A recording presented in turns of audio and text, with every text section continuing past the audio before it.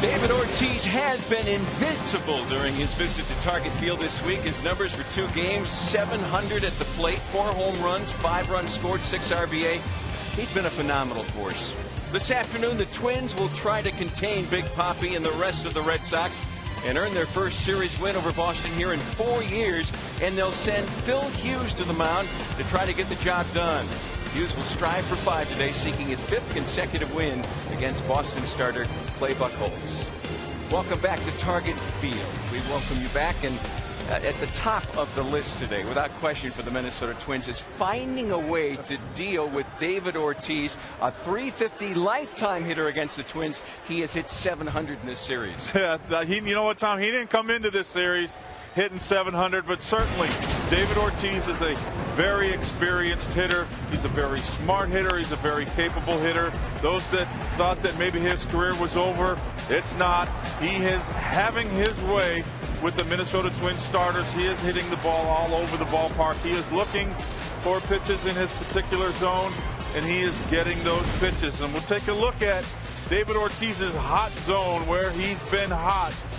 This isn't where you try to pitch this young man. You got to try to do some type of a thing to get him off the plate, get him moving his feet. If you throw pitches out over the plate, David Ortiz will get his arms extended, and he will hit the ball a long way, whether it's a curveball or whether it's a fastball. If you do not tie up his arms, if you do not pitch him on the inside part of the plate, if you make a mistake with a pitch over the middle of the plate, David Ortiz will hit the ball a long way. Look, the catcher has to hit all the way, reach all the way to the right. That pitch is not where it's supposed to be.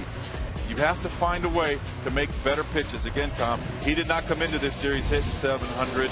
He is now. Coming up, Dick and Bert will dissect the recent turnaround of Phil Hughes. He tries for his 5th consecutive win today.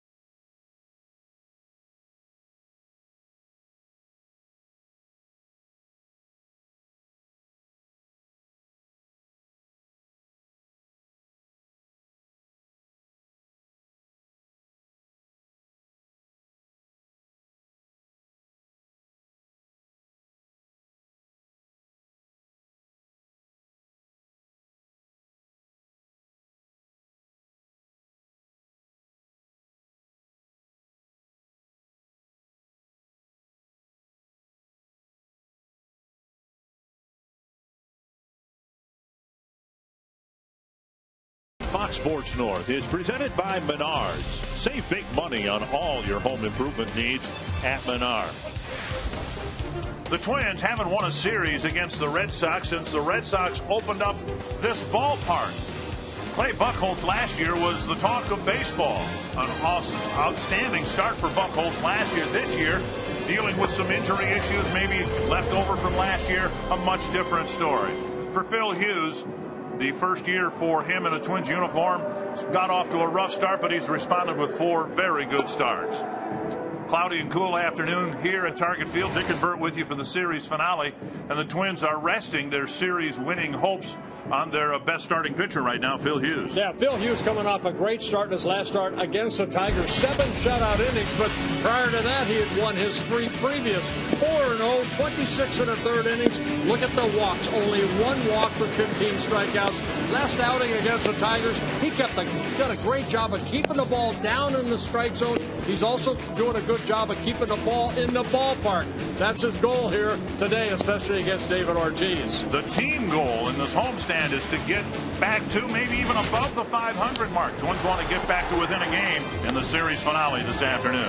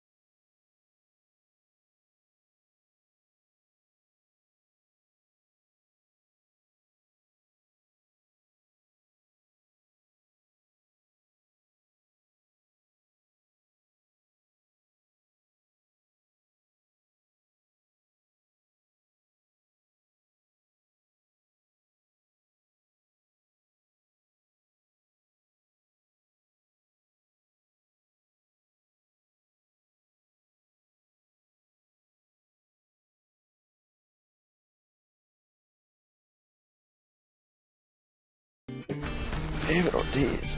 Big Poppy. David Ortiz. Clutch. It's feast or famine. If you're in a big situation, you probably do not want to pitch to this guy. Not a fun at bat. Don't miss in.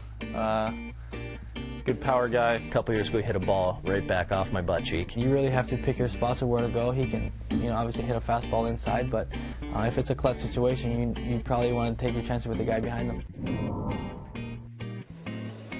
And the Twins haven't even done that very well. No, they have not. Phil Hughes in his career has held Ortiz to a 409 career average. That's not something to be proud of. No, but given what we've seen in this series, that would be an improvement. John Farrell asked him today whether he'd ever seen anything like what he's seen from Ortiz in the first 2 games of the series, and he immediately shook his head and then almost as immediately said, no, wait a minute. I managed Jose Bautista when he came in here for a series and terrorized Twins pitching. Yes, he did. Bombs away. Here's the Menards batting order for the series finale. Dustin Pedroia leading off. Xander Bogaerts batting second. Then Ortiz. Then Mike Napoli, Johnny Gomes, Mike Karp, David Ross, Will Middlebrooks, Jackie Bradley Jr.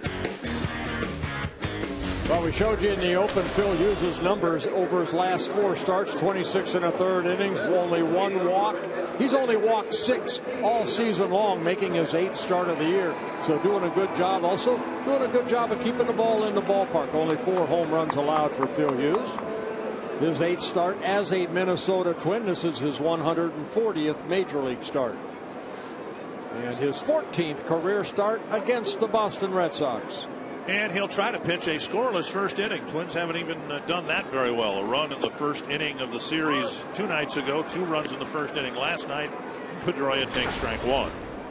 Pedroia, Bogaerts, and Ortiz here in the first.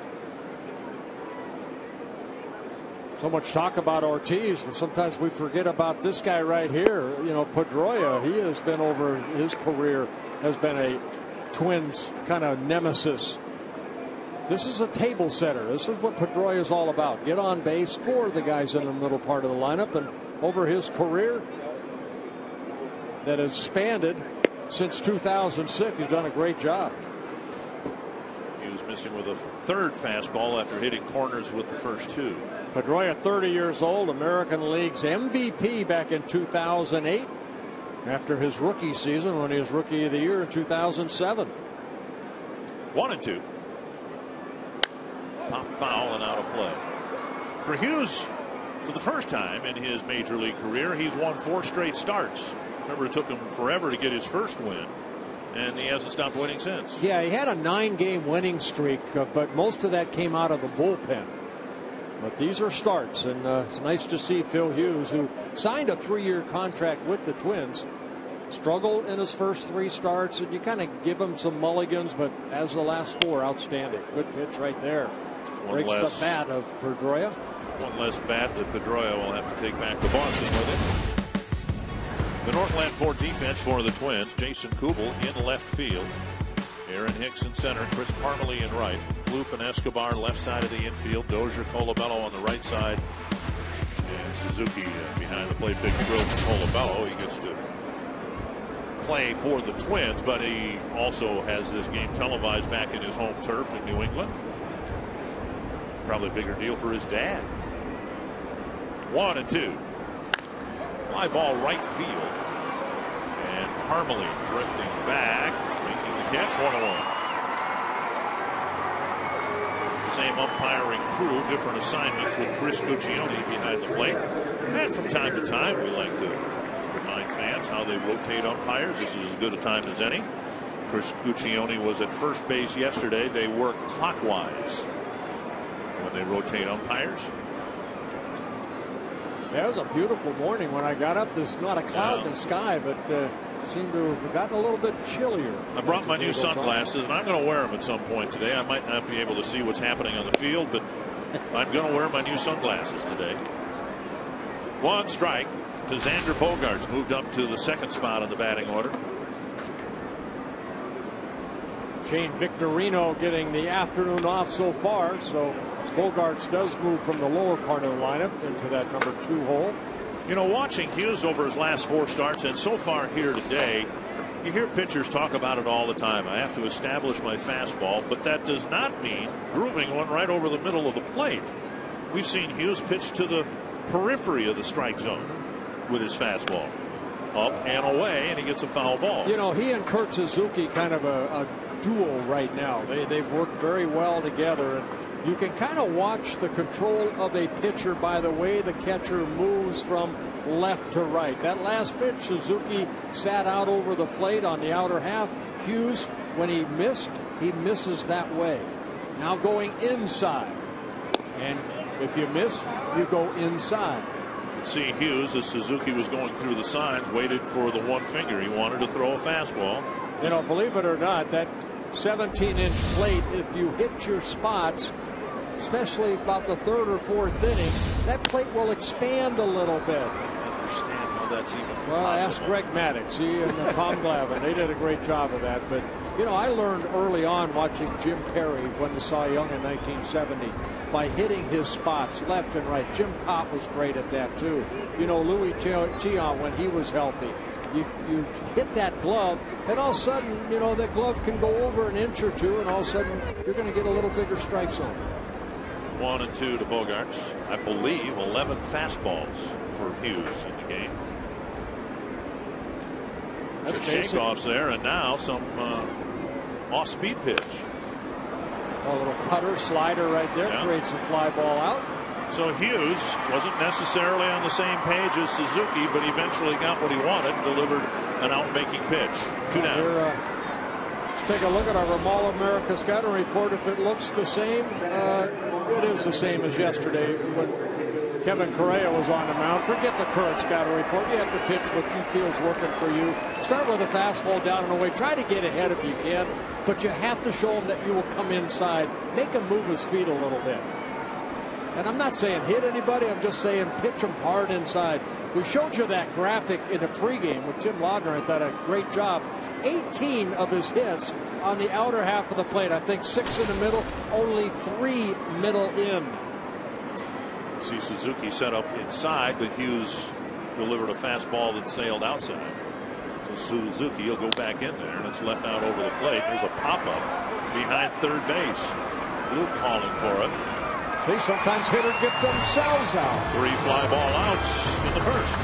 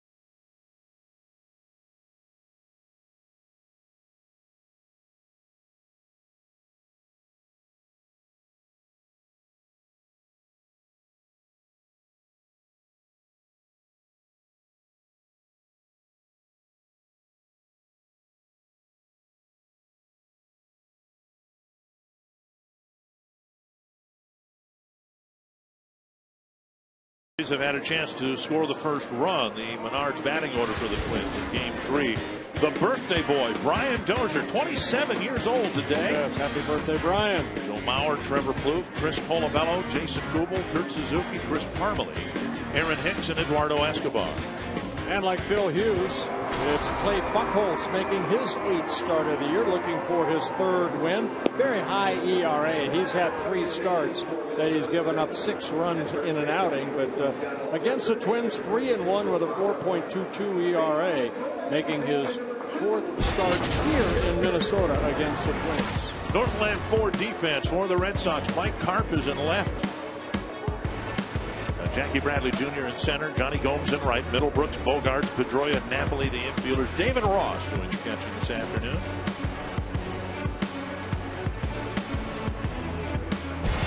With a couple of hits in the ball game last night, also drew a walk. First pitch popped up wide of third. Middlebrooks back, Bogaerts over, and Bogaerts makes the catch in foul territory. 1 quick out. Buchholz, good fastball, very good curveball when he can get ahead in the count and mix it a slider and a changeup. Has 4 quality pitches. He was off to a great start last year. You said, he was talk of baseball, really. 12-1, 1.74 ERA, and then had some neck issues and put on a disabled list and missed almost the second half of the season. Here's Joe Mauer, the DH today. Chris Colabello playing first base.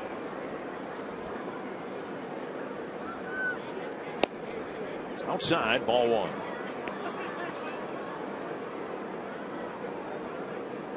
Sun trying to break through the clouds here at Target Field.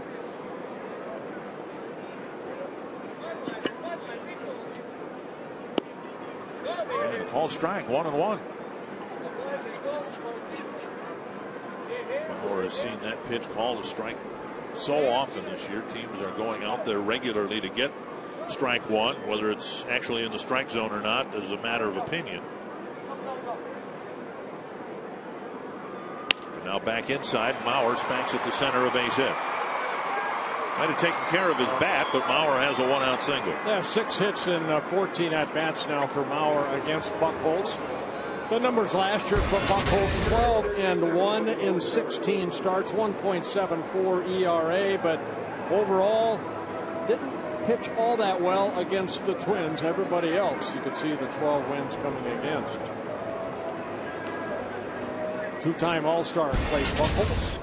Trevor Plouffe will hit now with a nice night last night, a double and his second home run of the year.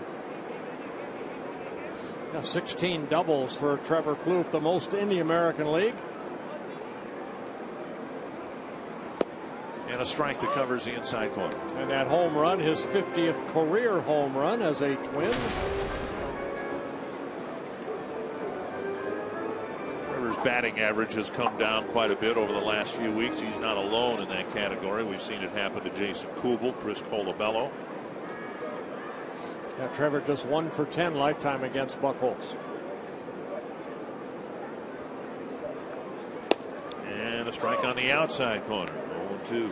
Yeah, Buchholz isn't going to get that fastball at 94, 95. He's right around, 89 to 92. Excellent control. The 11 walks in 36 1/3 innings, 1 intentional with 27 strikeouts. 0-2.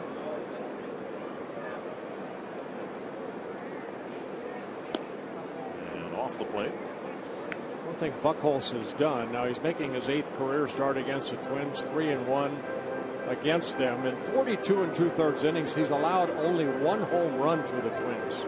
And some of those starts at Fenway Park. The only home run off of them, Pedro Florimo hit a home run last year here at Target Field, a 2-run home run. Breaking ball. Plouffe swings through it. 2 away. And that'll bring up Chris Colabello. Well, looks like a high breaking ball right here. And Trevor just, as you said, he just swung through it. Very hittable pitch, but Trevor strikes out. Colabello, a New England native, Framingham, Massachusetts. Lives in Milford, Mass. now. A couple of pinch hitting appearances in this series. This is his first start.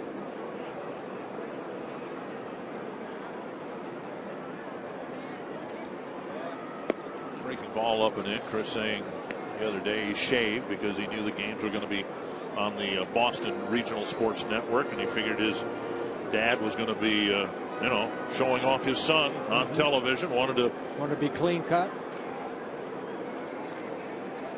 1-0. All that's well and good, but what his dad really wants Chris to do is to hit a 2-run home run here. I think Brian Wilson's parents ought to watch a little Tune bit in more. from time to time. The beard. 2-0. Yeah, there's Napoli. Like Napoli's parents must not be watching.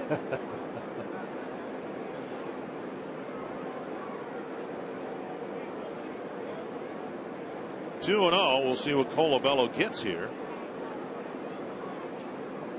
from Clay Buchholz.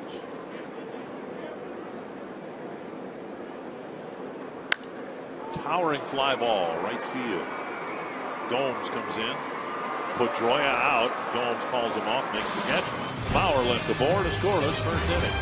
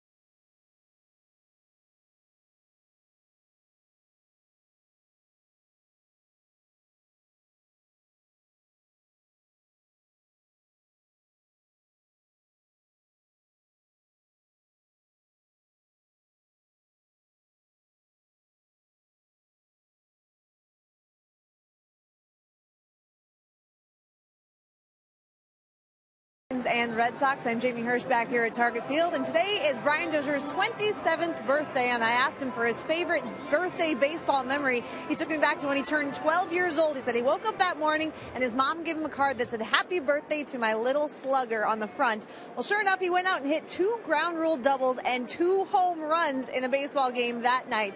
He says he still has that card. It was a great memory, and when he arrived at the field this morning, there was another card from Mom waiting for him at the clubhouse. It did not say little slugger to convert, but the sentiment was still there. Happy birthday to Brian Dozier. Well, she could say little slugger, and he could get a couple more doubles. Yeah. That'd be nice. Score a couple more runs like he's done so far this year. Taking low 2-0. So your birthday, as I recall, is in April sometime. Yeah, it's right around the 6th, I think. Only 326 more days. So you have birthday baseball memories, of course. Yeah. Some good, some not so good. Your birthday's in early March, like mine is. I guess the only. Well, you're in spring training. Yeah, that's but that's as an adult. As a kid in March, I got snow shoveling baseball memories. Snowball fight baseball memories. Son, it's your birthday. Go clean the. That's right. Driveway, please. 2-1. Napoli with a big swing and a miss. And talk as we have about Ortiz and how destructive he's been against Twins pitching and how he's done against Phil Hughes. This is the guy that's really enjoyed hitting against Phil Hughes. 5 hits, 9 at bats, couple of home runs, some walks. Napoli basically a good fastball hitter, and we have seen from Phil Hughes, he's not afraid to challenge people with that fastball. There's a good fastball there that Napoli fouled back. Now, 19 pitches, and I think just one non-fastball. The cutter or whatever he threw to get a fly ball off the bat of Bogaerts in the first inning. Kind of saw that in Detroit. I mean, he came right at the Detroit hitters. Very good hitting ball club. Did give up 8 hits, but no runs in 7 shutout innings. Twins won that ball game. He threw 86 pitches, 64 for strikes. Great strike to ball ratio. Popped straight up in the air. Dozier calling for it. 1 down. 4 outs through the air. Well, that started in Detroit. Phil Hughes on Friday night just went right at the Tiger hitters. Cabrera striking out on that high fastball. Struck out only 3 in that ball game, but very aggressive. Get through the 86 pitches. Said he threw 2 curves the entire outing. 2. And I think what we're seeing is a guy who, at least right now, is very confident in his fastball, and it's not because it's an overpowering fastball, but because he's been able to locate it. And he's aggressive with it, gets to that balance point, and then good arm speed. Now that time Suzuki set up on the outside corner and he hit the inside corner, but he missed the target, but he didn't miss out over the plate. And he let it go too, and I think that's the big thing. You're not trying to guide the ball, you're letting it fly. Even though sometimes your catcher sits outside, it's how you try to get it to that glove. Another good high fastball, another pop-up. Armley puts that one away, 2 down. Before Mike Hart comes to the plate, Target Field has become the top choice for family fun all across Twins territory. Whether it's a birthday, anniversary, or any other family event, make it happen at a Twins game this summer. Schedule your event in a fully catered Target Field suite, available to groups from 16 to 96 people. Learn more at twinsbaseball.com or call 800-33-TWINS. And a strike.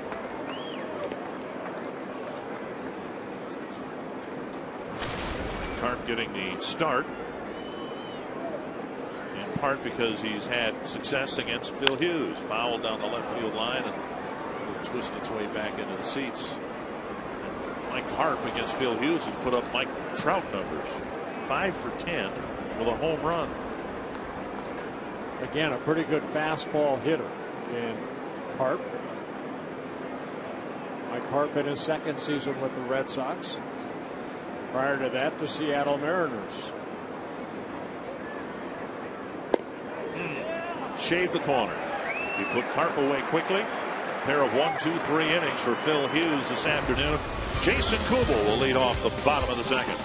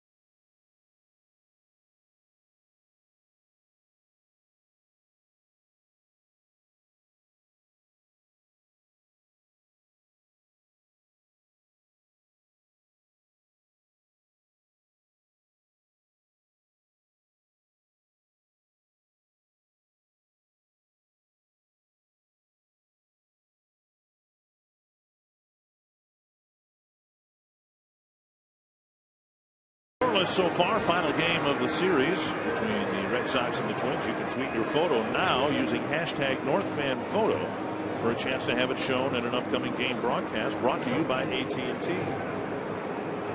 I'll bet not many people have cameras with lenses like that. I don't think so. You know, everybody's got a phone now, and you get asked to have a lot of pictures taken, and it's on the phone. It's kind of nice now. People can, they've got their phone with them. They're ready to take a picture. You can tell right away that it worked or it didn't, and you don't have to take 3 or 4 of them and hope that the developer, remember, it wasn't that long ago, you had to take your film someplace to get the film developed and pictures printed. 1-0 to Jason Kubel. And now a strike. And now we've seen the Red Sox do this after 1 strike with some of the left-handed batters. The Red Sox switch their infield defense. Yeah, they keep Bogaerts a shortstop at shortstop. Middlebrooks becomes almost a second baseman as Pedroia is out in short right field. 2-1, but they basically take one infielder that was on one side. It was Middlebrooks, and they flip-flopped them with the Bogaerts. Now the only infielder on the other side. 2-1 to Kubel. Pulled into the shift. Pedroia. Over to Napoli. 1 away. And I think that's important too. I mean, if you're going to do the shift, you almost have to pitch the batter inside, and that's where the pitch was. So Kubel pulls the ball into short right field, and Pedroia making sure he gets the ball in the air for the first out. 1 down, and that'll bring up Kurt Suzuki.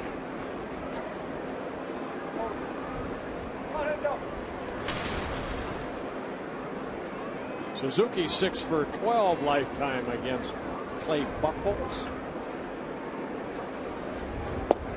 And ball 1.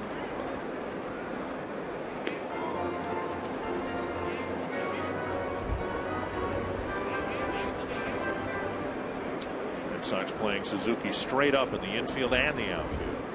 Yankee Bradley Jr. perfectly placed in the middle of the outfield. Outside 2-0.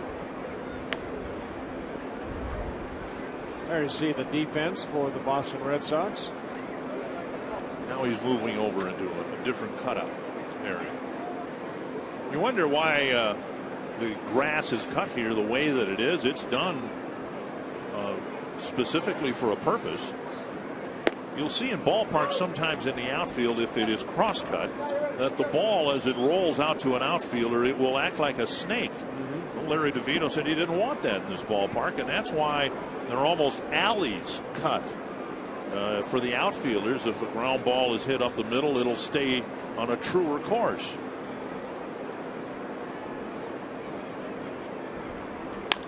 Pulled foul. I remember when I played in Texas at the old stadium in Arlington, and the grass was so thin because of the heat, and if a ball went in the outfield, it would look like a snake. Yeah. You know, they couldn't really cross-cut it there because of the heat. Doesn't sound like much, but outfielders really appreciate that because they're might be thinking about a runner going from first to third, so it's human nature to kind of peek. Sharply hit, and a high hop skips off of Middlebrook's glove. I don't know how they'll rule that. He clearly got a bad hop. Got a lot of leather on it too. And the bottom line is Suzuki's aboard. Yeah, some of those balls you want to make sure you get your face out of the way, because right here Suzuki hits it sharply. That fastball kind of tailed right into a swing, and then right there the ball came up on Middlebrooks. Hopefully the official score will see that and give Suzuki a base hit.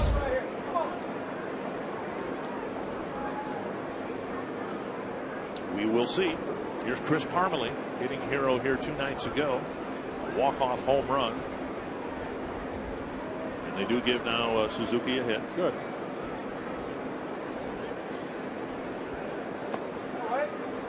The Red Sox won't mind. They've already dealt with official scoring scrutiny when Yu Darvish threatened to pitch first a perfect game, then a no-hitter. Ortiz ended up breaking up both with a pop fly that was originally ruled an error. Now that was changed to a hit, and then Ortiz broke up the no-hitter in the ninth. 1-0 to Parmelee.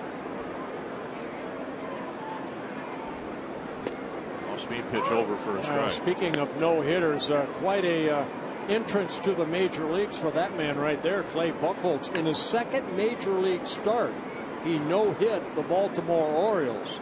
That back in September 1st of 2007. 1-1. Got plenty of run support in that ball game. Beat the Orioles 10-0.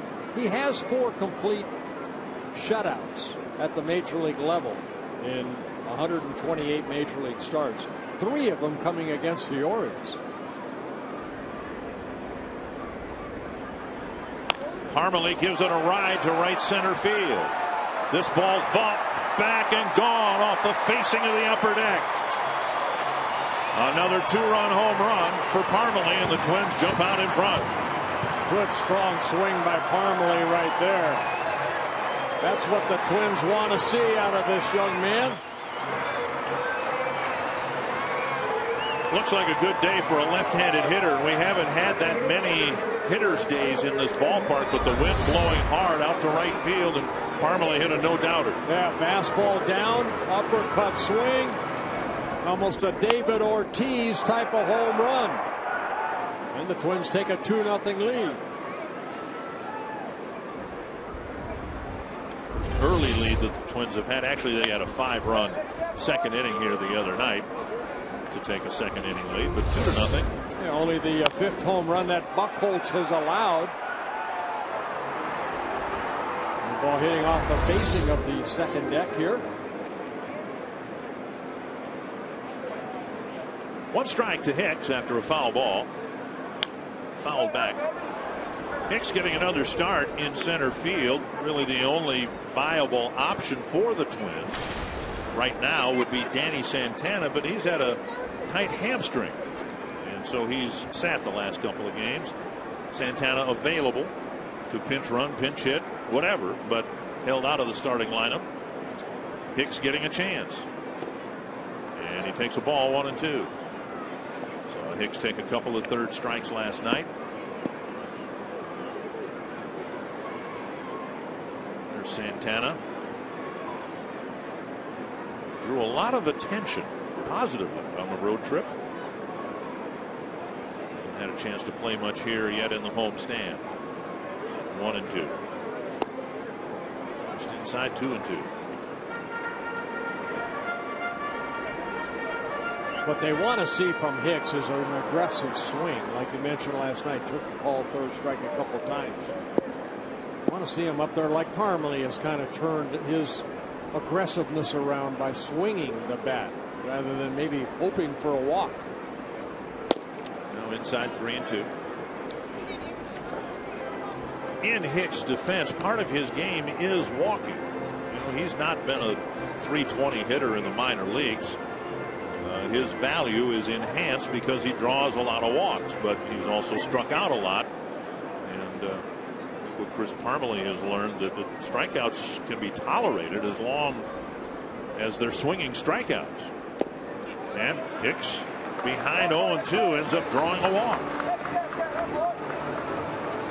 I don't know that Chris would ever admit to this, but it's just a theory. It might be that being taken off the 40-man roster could, in the larger view, be the best thing that ever happened. Yeah, maybe a wake-up call. Who knows? Who knows what, went through his mind when, he was outrighted to the minor leagues. Nobody claimed him. So he went down and he said, you know what, the heck with it. I'm going to go back to maybe what I did when I first signed with the Twins, a #1 pick, be aggressive, and it's paying off. So you change the attitude a little bit, a little more dedication, whatever it is. So far, so good for Chris Parmelee. Hicks checked at first, and what the Twins want to see from Hicks first and foremost is being on base more often, and then when he's on there, being a little more aggressive, trying to advance to the next base. A couple stolen bases in 3 attempts. Buchholz pretty quick hold. Man, this guy's raking. Hicks will round second and go to third with Escobar spanking a solid single to left.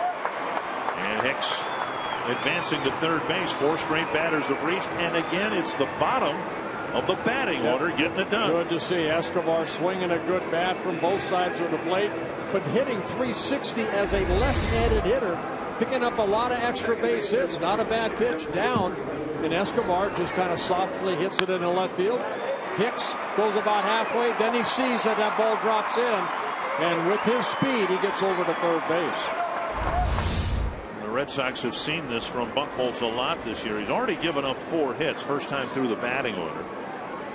He's had a couple of games where he's had short starts and given up an awful lot of hits. In his most recent start, 4 1/3 innings, 10 hits against the Rangers. Dozier pops it up to right field again. Hicks setting up for a tag. Gomes with the catch and the throw. And no man's land. I'm not sure where his target was. Hicks tags and scores from third, and it's 3-0.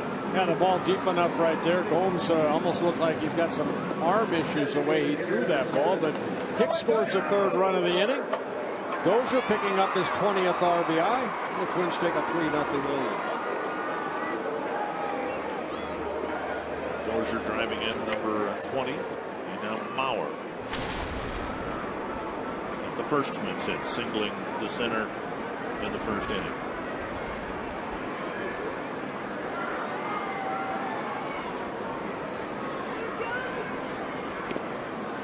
And strike 1.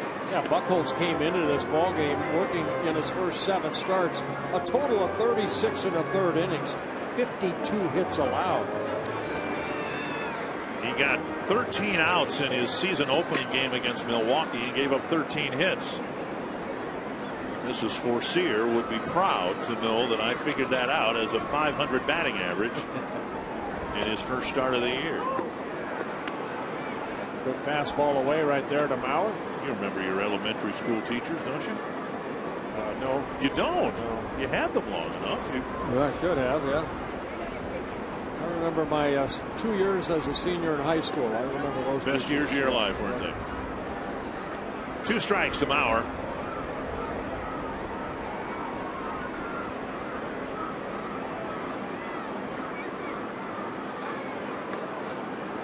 Escobar diving back safely.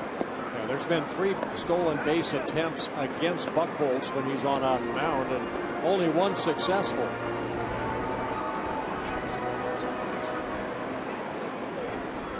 Escobar at first base, a stolen base in 2 attempts. Twins have 27 stolen bases in 35 attempts. just off the corner. Buchholz wanted that call. 1-2.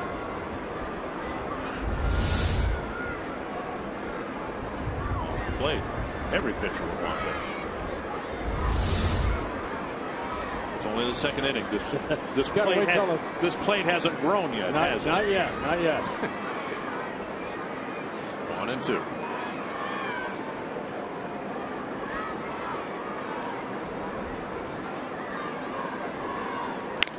Up the middle.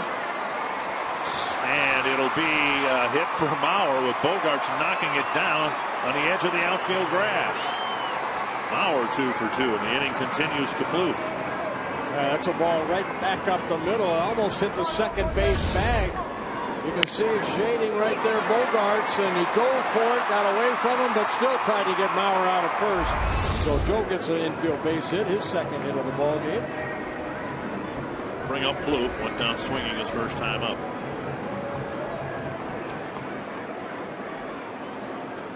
Well, we're about a quarter of the way through the season. Buchholz in 7 prior starts.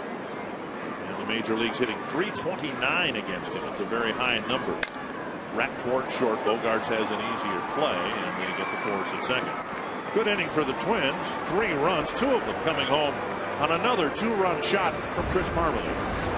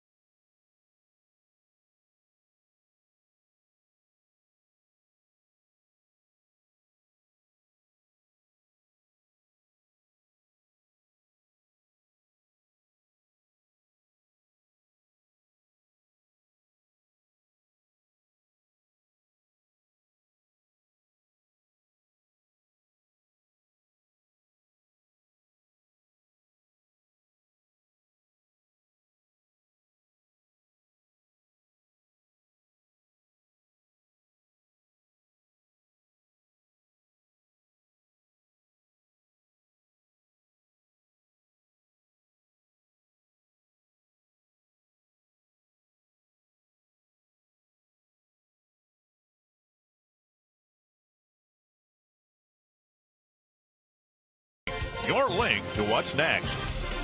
By Northland Ford. Visit northlandford.com and your local Northland Ford dealers today.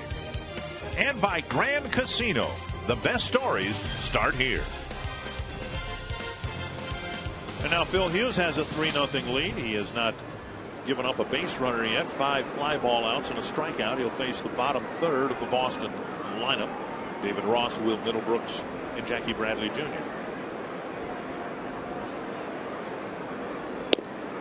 There he is, living on the corner again. Strike 1. And the ball down in the strike zone. David Ross, the backup catcher here to A.J. Pierzynski in his second stint with Boston. And that may have ticked off of Hughes. Did tick off of Escobar. Kind of a funny looking play because it looked like either the pitcher or the shortstop could have made a play on it. It'll be the first Boston hit. Yeah, as a pitcher, your momentum for Phil Hughes kind of takes him over to first base, and that ball hit to his right and just around ankle high, and you couldn't get to it, and then the ball sometimes has eyes.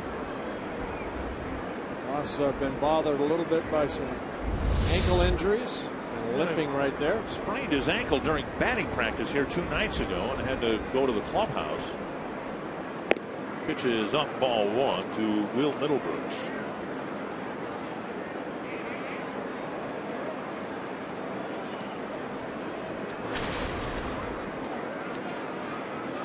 Hughes has gotten 4 ground ball double plays in his 7 starts so far. I think we've seen during this nice stretch from Hughes, very few 2-0 counts. When he hasn't delivered strike 1, he's come back with a strike on the second pitch. Well, look at that right there. 23 strikes, only 6 balls thrown.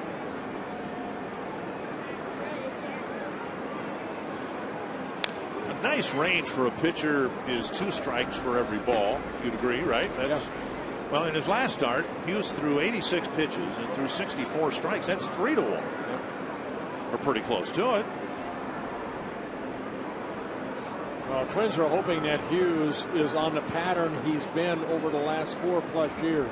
18-game winner for the Yankees in 2010. Then he kind of had some injuries. High fastball right there. Hughes picks up his second strikeout. He won 5 in 2011, then 16 in 2012, and then last year, this is a frustrating year when he only won 4. Coming up Saturday, MLB on Fox Sports 1 is back. Reigning NL MVP Andrew McCutchen and the Pirates take on Derek Jeter and the Yankees. It starts at 2:30 Central on Fox Sports 1, streaming live on Fox Sports Go. We will be on the air that night with Game 2 of the Seattle series. We're happy you found us here today. This was an added telecast. People at Fox Sports North and the Twins agreeing to putting this game on. As it stands right now, there will be only 3 games this year that will not be on television. There might be adjustments made to put those games on TV as well.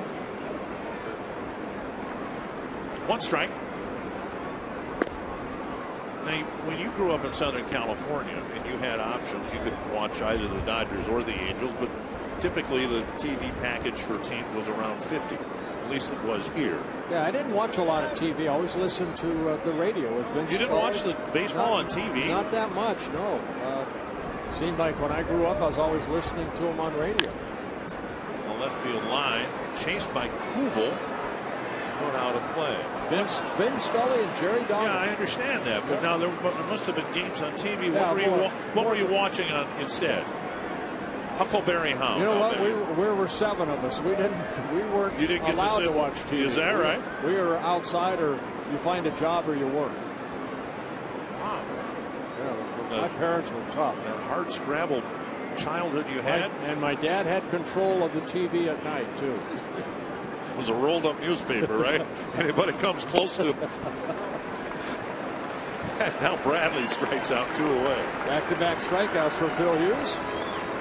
3 in the ball game. Good fastball. Look at Suzuki where he's sitting, outer half. I think so far Suzuki would tell you that Phil Hughes has been a fun guy to catch because of that. You know, you talk to catchers when you have a pitcher out on that mound, and catchers will say, I feel like I'm sitting in a rocking chair. Just sitting back, I sit out. Look, Suzuki now. And even though that ball was up a little bit, it was outer half of the plate. 1-0 to Pedroia, hit a fly ball to Parmelee to start the ball game.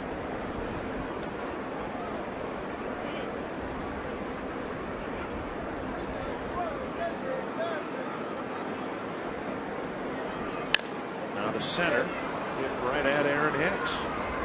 Had a good inning. Scratch single for the Red Sox. I don't know about David Ross and whether he's going to be able to continue. He is not coming off the field in very good shape. Another good inning for Phil Hughes.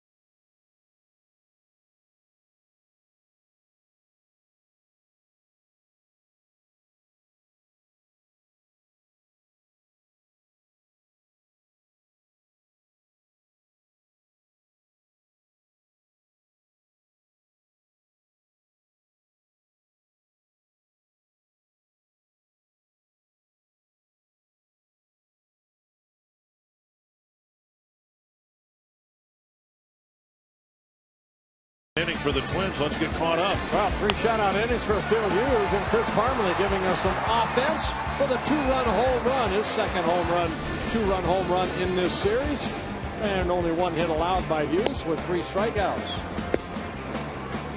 He's thrown only a total of 37 pitches, 29 for strikes. And the Twins will hit now in the 3rd inning. It'll be the middle of the lineup: Colabello, Kubel, and Suzuki.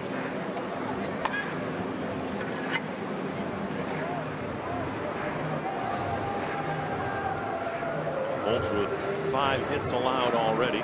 Colabello hit a fly ball to right his first time up. Yeah, he had an easy 1-2-3 or first inning. Just gave up that base hit to Joe Mauer. 11 pitches, 25 in the second. That Colabello has emerged as a regular player for a major league club, Minnesota Twins, is due largely to a guy who I'm sure you pitched to and was his manager in the independent league, the Can-Am league that he played in. Rich Gedman, left-hand hitting catcher, had a lot of power. He's a disciple of the Walt Hriniak hitting style. Gedman is now the Double-A hitting instructor for the Red Sox.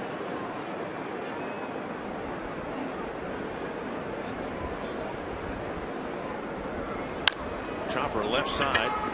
Middlebrooks sidearms his throw over to Napoli. Colabello retired, 1 away. Well, Chris has been such a good story. A guy that didn't give up on his dream of getting to the big leagues. And you know, a lot of years in the independent ball, but he did not give up. And here he is wearing a major league uniform. He's in one of those stages hitters go through where he just needs to feel solid contact in his hands again. Sometimes it takes one at bat and you get that feel in your hands, how good that feels, and then you get untracked again. Here's Kubel. He'd like to get that feeling too. He takes ball 1. Bouncer to second his first time up. Without the shift, it might have been a base hit to right, but the Red Sox, we'll see if they do it here, if they get a strike on this pitch. They got Middlebrooks playing on the left side of the infield, and now it's has nothing to do apparently with the strike or a ball. After the second pitch, they've done this, and someone needs to ask John Farrell why. There must be a good reason for it, but with a left-handed shift on, they have regularly done this. Just flip-flop the third baseman and shortstop. And Kubel finds some room through the shift, the base hit. I don't know whether it's early in the at-bat fear of take the bunt away. That might be it. You've got the third baseman there who's a lot more experienced at fielding bunts and making plays on them. Maybe after the second pitch they figure he's not going to bunt anymore. Well, a little sink on that ball, but Jason finding that ball, hitting to the right of Pedroia in the right field. Twins get their 6th hit of the ball game. Kubel's first. And that'll bring up Suzuki. A base hit his first time up.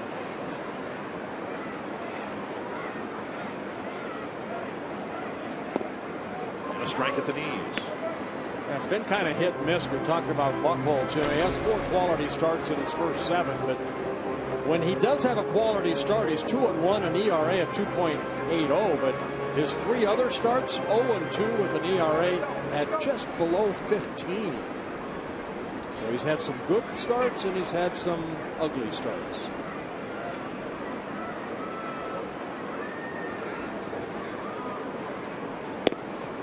One and one. Yeah, big thing for Boston, just keep this guy on the mound for a season. You know, he's had so many little injuries over his career. Last year, the neck strain. In 2012, he didn't miss that much time, but he had some gastrointestinal illness, and then prior to that, 2011, a stress fracture in the lower back. A lot of potential. Lifted foul out of play. In the division they're in, the Red Sox need to keep their starters healthy, and they should be just fine because it seems to be an issue elsewhere in the division. The Yankees are beset by injuries. Now CC Sabathia's got a degenerative knee situation that may require surgery, but it's such that they're not even sure surgery would be the answer for it. Saw John Lackey right there. He's a big asset to the Red Sox, the way he has pitched and stayed healthy since Tommy John. Again, sailing toward the seats and out of play. You know, then you have John Lester. I mean, he's a great left-handed pitcher. Tampa Bay Rays have had all sorts of injury issues to their rotation.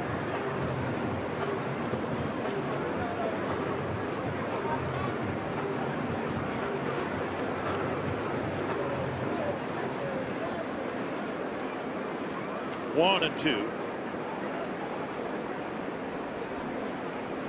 So forced Buchholz to pitch from the stretch a lot here. He's gotten the leadoff man on in every inning, but the number 2 batter every inning has gotten a base hit. And Suzuki on an off-speed pitch is called out. Good curveball right there.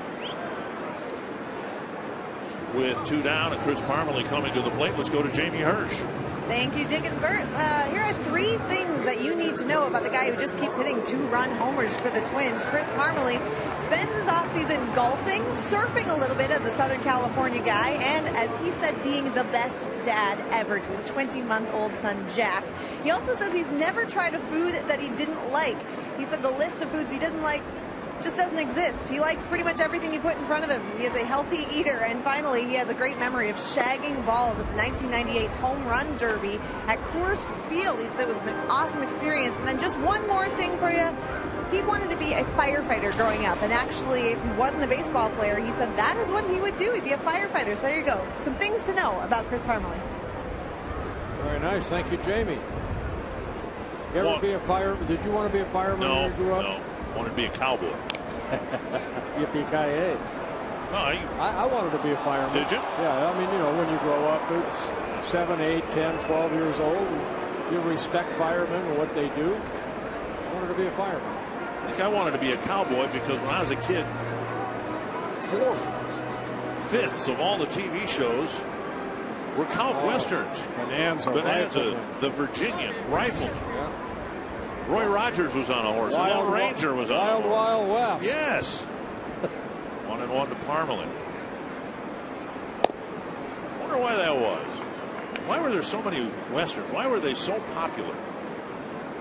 I mean, it's an interesting part of our nation's history, but why did 80% of the TV shows, why were they westerns? Oh, Chuck Connors was a pretty good baseball player. Yes, he was. The Dodger organization. 2-1. Now high 3-1. No, I'm with you. I mean, growing up, you know, when we did get to watch TV, and my dad didn't have the controller, I watched a lot of westerns. Yeah. That and the Leave It to Beaver. And Lassie, I bet you watched Lassie. A little bit, yes. 3-1 to Parmelee. Right now, our viewers are going, boy, I'm sure glad they decided to televise this game. Half swing, but a strike. A slider down and in by Buchholz. He said he's got 2 type of breaking balls, that hard slider and then the big curveball that struck out Suzuki. Buchholz has 60 major league wins, only 36 major league losses. A very good major league ERA at 3.73, making his 129th major league start. Kugel takes off, and Parmelee takes a called 3rd strike. Twins get a base hit, leave a runner aboard. It's still 3-0.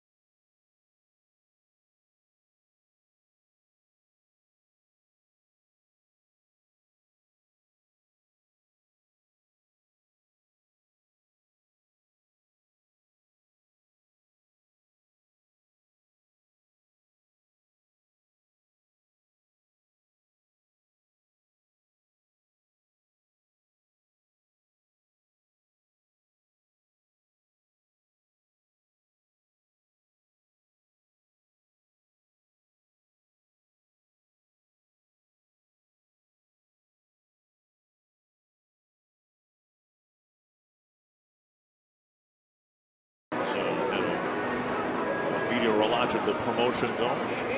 Owning Twins season tickets provides a lot more than a guaranteed seat. Season ticket holders get a variety of benefits, starting with 2014 All-Star Game ticket purchase priority. Call 800-33-TWINS or visit twinsbaseball.com. There's a season ticket plan for every fan. Xander Bogaerts will lead off the fourth against Phil Hughes. Starting the inning with 37 pitches thrown. Backhanded Escobar. Never glove it, and it's another seeing eye single for the Red Sox. Yeah, even if Escobar was able to field that, I think it would have been a tough and long throw to try to get the speedy Bogaerts out at first. That ball just out of the reach of Trevor Plouffe at third. Carsoup.com trivia question: which players hit the most home runs in a season against the Twins? I believe it has to be a former Twin. And perhaps not the one you just saw on your screen.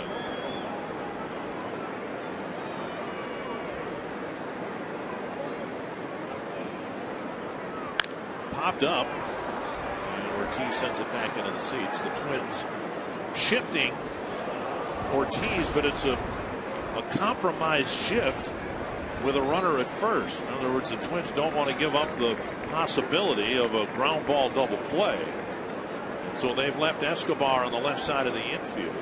But you could have a curious double play here if you entered it scoring. If the ball's hit to Plouffe, it could be a 5-6-3 double play. And up high, 1-1. Hughes has not had a ground ball hit yet, other than the ones that went through for a base hit. 6 fly ball outs, 3 strikeouts for Hughes. Ortiz has hit into a couple double plays.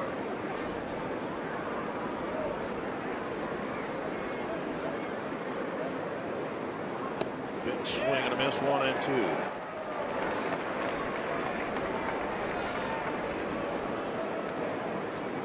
See where all the hits are basically coming from, right there, the hot zone.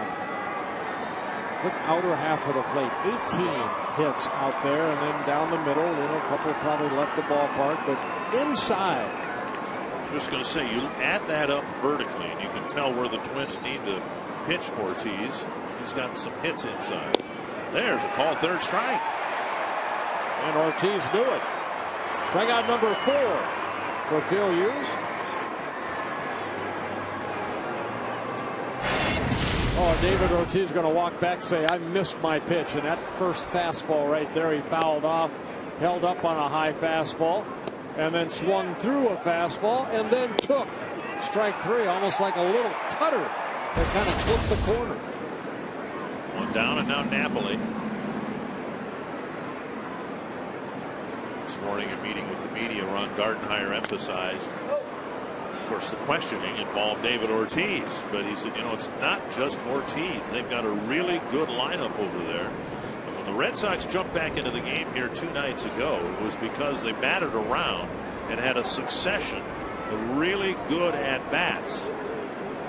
Ortiz was in the succession, but it was Napoli, and it was everybody up and down the lineup that really put together a professional at-bat. Fouled back. Well, you don't win a World Series unless you have that type of lineup that can explode, and hitting is contagious. And this even though a lot of these guys swing hard, it's a pretty good hitting ball club. And therein lies the model for the Twins. One of the reasons Pedro Florimon is down in Rochester, and there's some concern about Aaron Hicks and some of the other Twins hitters. You want to have that. You want to have a threat of some sort throughout the lineup. And at least with Florimon, it got to the point where he became an automatic out, and that defeats the purpose. If you're not a home run hitting team, you need things to flow together. And the Red Sox have that beyond what Ortiz has done in this series. 1-2 to Napoli.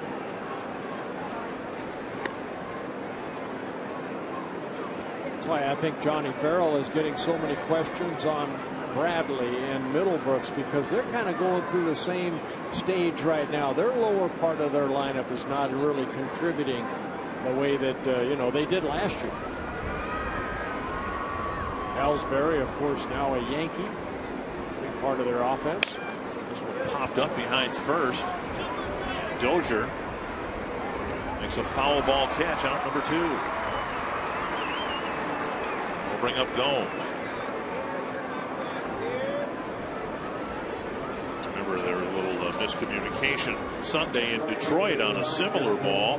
Colabello went back, might have lost it, and thought he heard Dozier calling him off, and Colabello just quit on the pop-up, and it landed right behind him. And Dozier was about 8 feet away from him. Here's Gomes.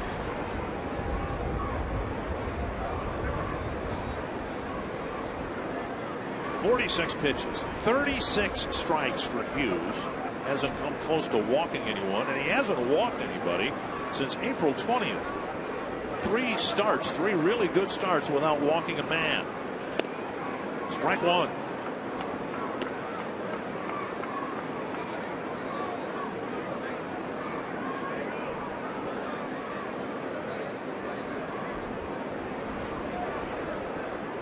Hughes has bought a home in the Twin Cities, committing raising a family here. Here's another pop-up foul, and out of play at least for the next 3 years. He's going to be a Minnesota resident, next being in the out-of-doors. And if he had gotten off to the start he had this year again in New York, he might never have won a game. I mean, this, from what little I know about Phil Hughes, this environment here, much more suitable to his personality than what he experienced in New York. Well, again, you know, he had some injuries that kind of hurt him last year, and then back in 2011. But 18-game winner for the Yankees in 2010 when he made the All-Star team. And then a couple years ago, 16 games he won. First 3 starts this year, though, 12 earned runs in 15 innings. Pretty much what Yankee fans saw throughout the season last year. It takes a while. You know, we saw it with Nolasco. He's pitching better now, too. It takes a while to get readjusted to a new ball club, new organization, new city. 2 strikes to Gomes. Another foul back. And this ballpark is, I think, very friendly to Phil Hughes because he's basically a fly ball pitcher.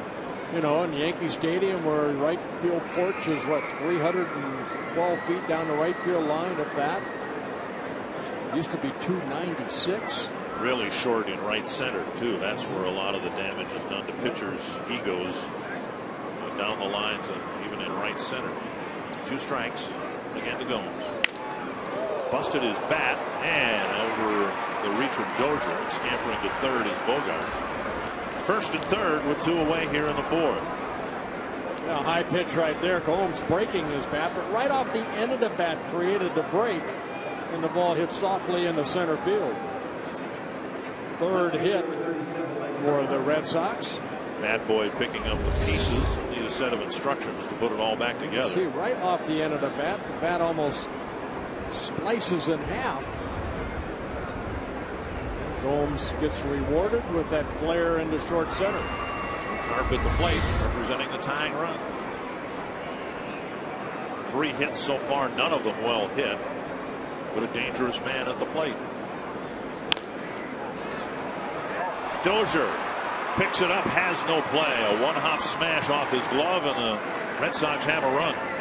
That ball looked like it was going to get through, but Dozier did knock it down, and unable to keep it close to him, or maybe he could get the force out of Gomes at second. A couple of 2-out hits put the first Boston run on the board. Mike Hart picking up only his 3rd RBI. That little short hop right there. And Dozier realizes once he got that ball in his hand, he had no play. See the ball just kind of trickle out of his glove as he kind of dove for it, hit the ground at the same time. 4 singles for the Red Sox, and with 2 outs and 2 on. Ross steps in the box.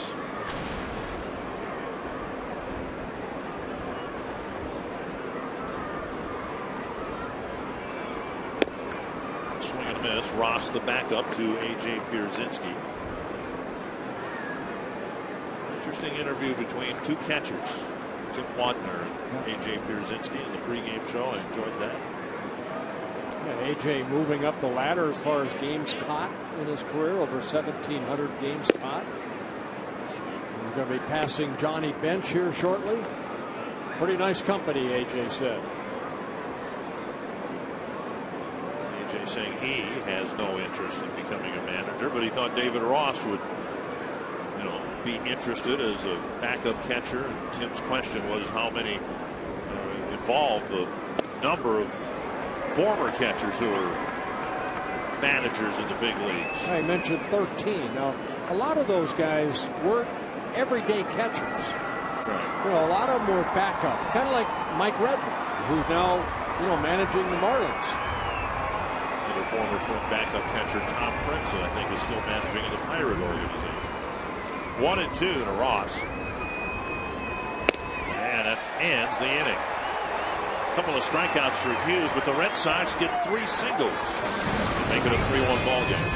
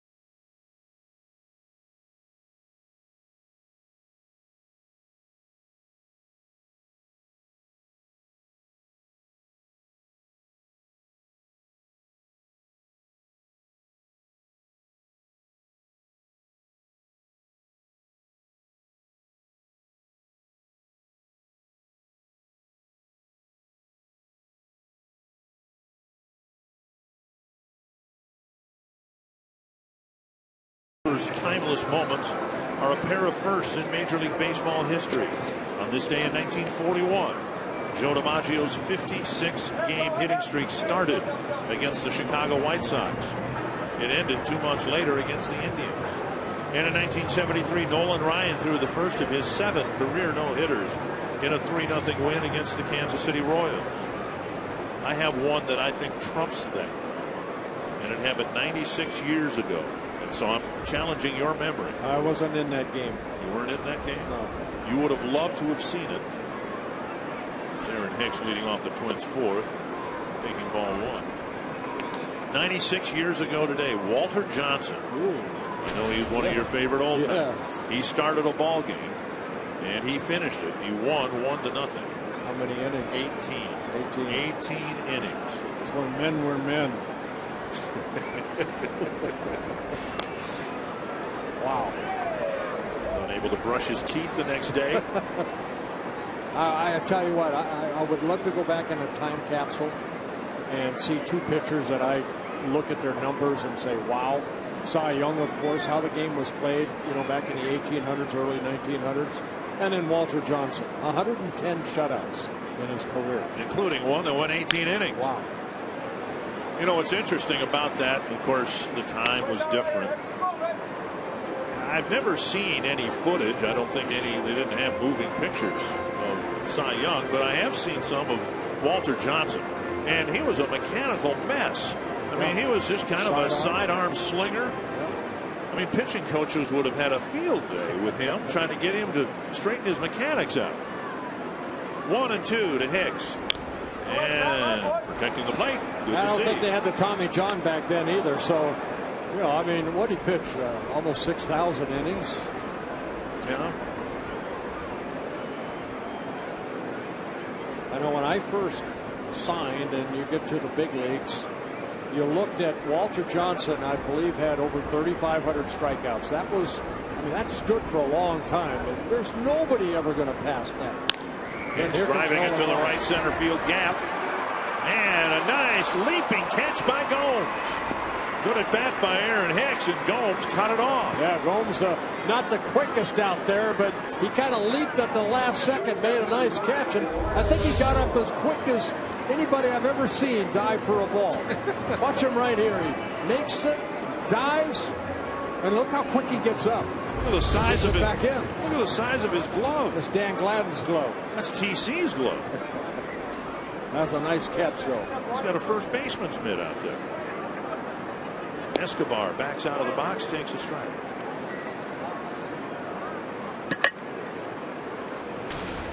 Escobar, good at bat, singled in his first at bat on a pretty good pitch down and away, took it into left center. My goodness, is he on fire? Escobar pulls a single to right field. The opportunity for Escobar, really didn't get it in Chicago, got traded over here. Kind of a utility guy, can play a lot of different positions. Now getting an opportunity to play and making the most out of it. His second hit of the ball game. Came in hitting .324.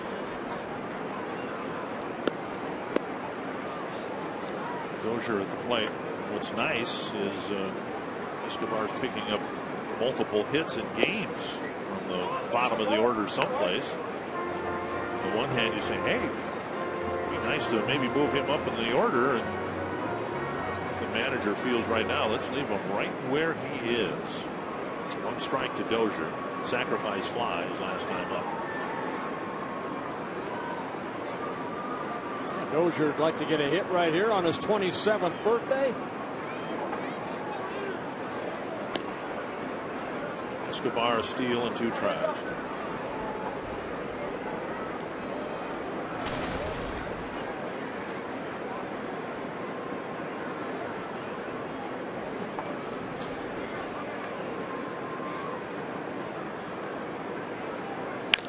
Toward the hole and through. There's a base hit. There's a birthday hit for Brian Dozier. The Twins continue to have good at bats against Buchholz. Hicks had a really good at bat, had an extra base hit taken away from him, and now Escobar and Dozier both reach for Mauer. Yeah, here 1 out in the 4th inning. Twins already with 8 hits.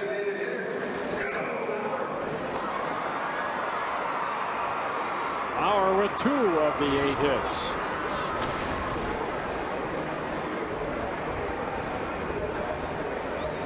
I'd see a little more extra base hits out of Joe Mauer. Only 3 doubles, a couple home runs. Joe with 40 hits, 5 of them extra base hits. 35 doubles last year. Career high 43 doubles in 2010. So much has been made about the shifts in baseball, and Joe, one of the first batters to be regularly shifted. But it's the outfield shifts that have gotten Joe, not so much the infield shifts. He's had a couple of singles taken away by shortstops playing where Bogarts is playing him right now, but it's the outfield shifts, particularly the left fielders crowding the left field corner. Well, remember we saw Sizemore make a couple nice catches down in that corner off of Mauer. And that's exactly where Karp is playing. He's shading him toward that line down the left field line. Bradley shaded over to left center. Well, if Joe can pull this ball over the head of Pedroia a little to his right, might be an extra base hit. His 3rd home run of the year. 2 strikes to Mauer.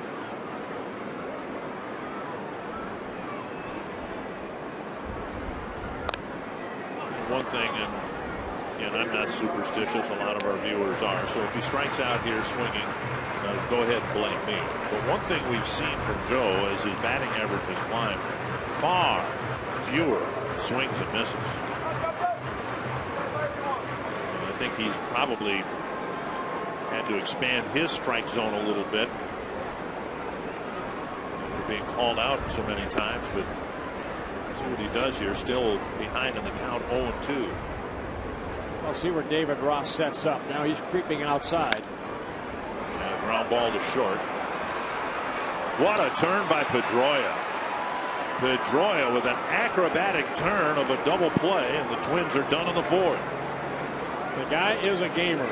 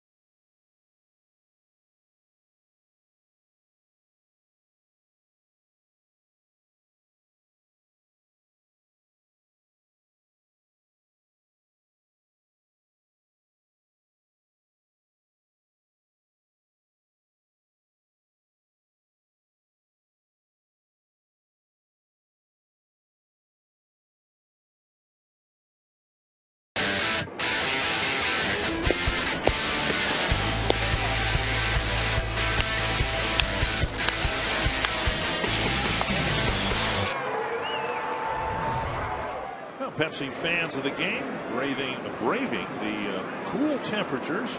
He's got sunglasses, a little guy. Yeah, maybe out of school. Hughes missing the outside corner on the first pitch of the fifth inning to Will Middlebrooks. Middlebrooks, a strikeout victim, one of 5 strikeouts that Hughes have been able to pick up so far. Going through a high fastball in the third inning. Hughes struck out the 8 and 9 batters. Pitch around a leadoff single by Ross. And we've seen this too from Hughes more than any other Twins pitcher. He's got swing and a miss pitch. Oh, good tempo too. Look at Phil. He's right back on that mound, ready to look for the sign from Suzuki.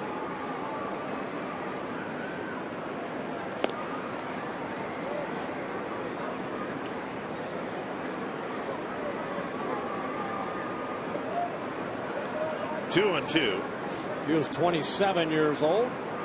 He'll be 28 here at the end of June. Fouled back.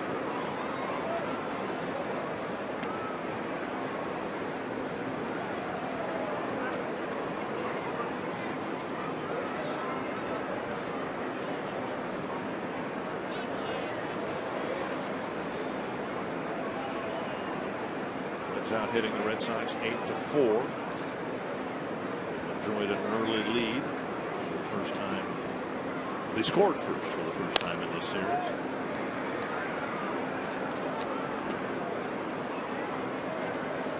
Middlebrooks in his 3rd season with Boston. Last year, 94 ball games, hit only .227. Does have some pop in that bat. 17 home runs last year. Just a couple so far this year. Below 200. And Suzuki catches a foul tip for another strikeout. Yeah, strikeout number 6. Join the Minnesota Lynx and the Fox Sports North girls for the Dads and Daughters ticket offer on Sunday against the Connecticut Sun. For just $33, fans receive 2 tickets to the game and a drawstring backpack. For details, visit foxsportsnorth.com. Click on the More tab for details. Maya Moore of the Lynx on a list of celebrities playing in the All-Star Legends and Celebrity Softball game as part of the All-Star festivities. Actor John Hamm, Andrew Zimmern, Minnesota native who's got curious eating habits. Remember, he sent up some, what was it, fried crickets or something for you to eat? They were edible. They were, well, of course they were edible. James Denton, Jack Morris, Jim Thome, Kevin Love, Zach Parise, Adrian Peterson are all going to play. 2 strikes to Jackie Bradley Jr. See, no one likes my idea, but to me, they ought to have home field advantage of the World Series determined by that game. Just identify one team representing the American League, the other team representing the National League, and then the home field advantage in the World Series. And it could be Adrian Peterson, you know, scoring from first on a double. On a base hit. On a base hit. And as he runs over the catcher. Right. And that would determine that the American League would have the home field advantage for the World Series. No one likes that idea. That'll be a fun weekend. Swing and a miss. Well, breaking ball right there. And Hughes is cutting through the bottom of the Boston lineup. Middlebrooks and Bradley have been up 4 times, and Hughes has struck him out 4 times. Yeah, rare breaking ball right there. Bradley swinging at a pitch down just on the other side of home plate. Suzuki, good job of blocking that ball. Actually in front of home plate, that ball landed. So again, 7 strikeouts. It ties a season high for Hughes. Again, Hughes said in his start against the Tigers, he threw 2 of those. That was it. Pretty much, you know, fastball, cutter. Down low to Pedroia.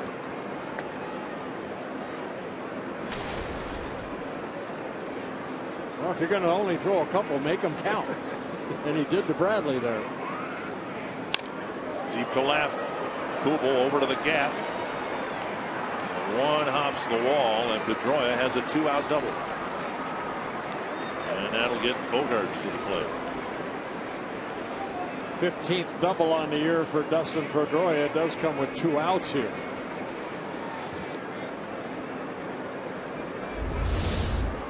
As a good hitter. You know, we saw him make a turn of a great double play here. Ball down. You know, one thing I like about the way the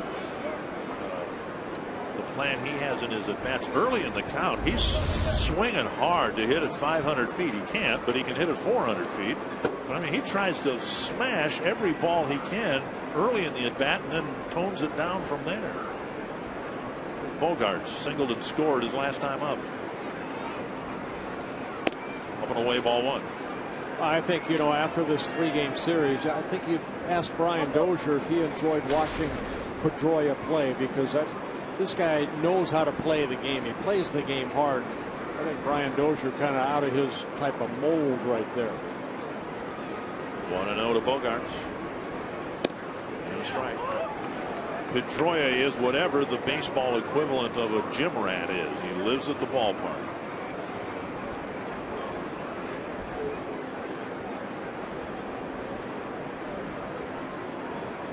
Eyes darting from side to side, keeping one eye on Dozier, the other eye on Hughes. Swing and a miss, 1-2. A little cutter right there. Nice pitch.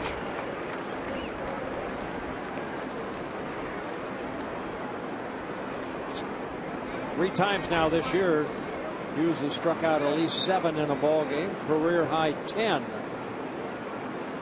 He's done that a couple times. Last time he did it against the Twins last year. Suzuki set up outside. That's where the ball was headed, but Bogaerts got a piece. Red Sox are 10-4 here at Target Field, even though they lost 2 of the first 3 games here. They opened up this ballpark officially.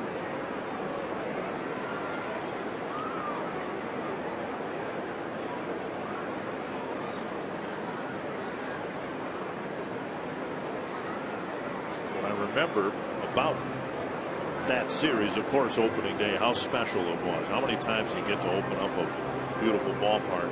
Even though the Twins lost game 2, maybe my most vivid memory is the fan reaction when it started sprinkling. The fans applauded the rain falling. 28 years there in the Metrodome. Some good memories there, though. At least for me. Well, for everyone. Yeah. 1 and 2, except maybe the Cardinals. Off the plate, the Braves. And the Braves, yeah. Ozzie Guillen. Too bad. Kenny Whitey Williams. Herzog. Get over it. 2 and 2. Very good strike to a ball ratio still. 75, 58 strikes for Phil Hughes. Big guy to get here because of who's on deck. David Ortiz, 2 and 2. Checked his swing. It's full count. Now one would think, at least I would, if you threw that curveball here, you'd strike this guy out. He'd probably freeze him if he threw it here, but Phil doesn't have that big, strong curveball. I mean, a quick curveball. This kind of a roller. See what he does right here. Maybe a little cutter. Suzuki sitting outer half of the plate. And a high fastball, foul straight back. Talking about Hughes this morning, Ron Gardenhire said, you know, what he does is he changes speed with his fastball. That last one clocked on your screen at 92. And he can reach back and get 93, 94 or back off to 89, 90.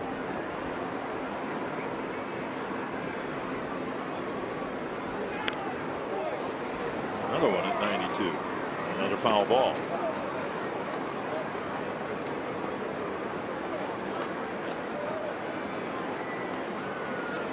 The first 2 pitches, fastballs on a 3-2 count. Phil going right at him. 3 2-strike fouls in this at bat.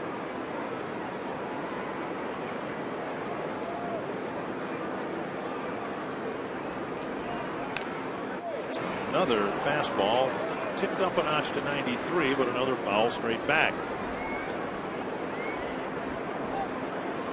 Suzuki and Hughes talking about it.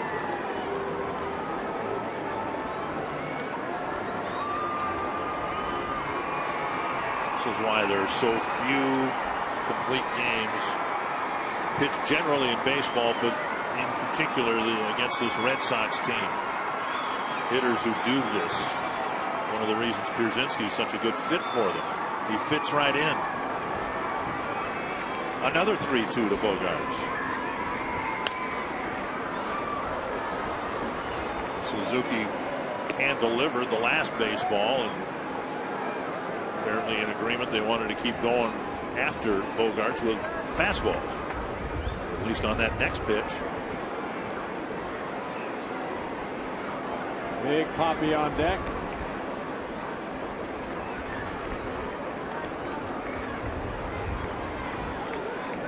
Time call, and Bogaerts calling time, and Suzuki's going to run out and discuss this pitch again with Hughes. And Hughes looks like he's doing all the talking. This is what he wants to do.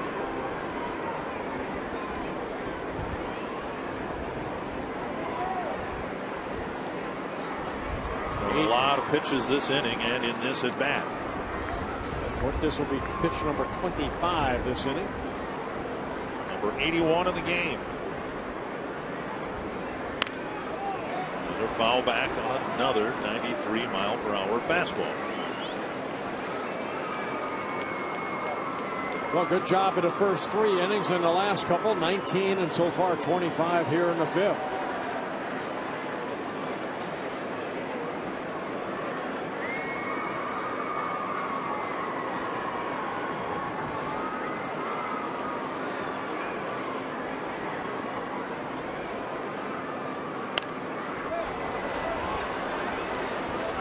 Might have been the cutter at 87, and Bogaerts having a wonderful at bat.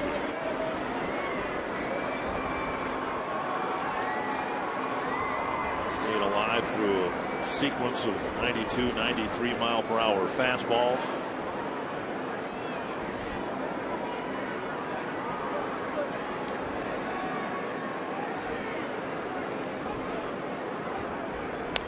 Man, live. battle right here.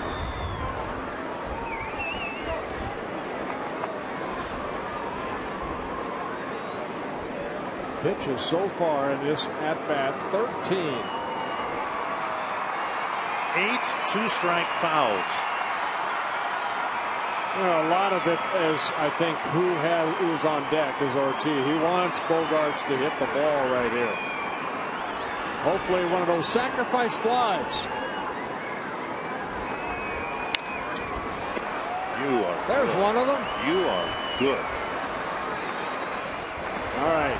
Wow. 14 pitch at bat. Wow.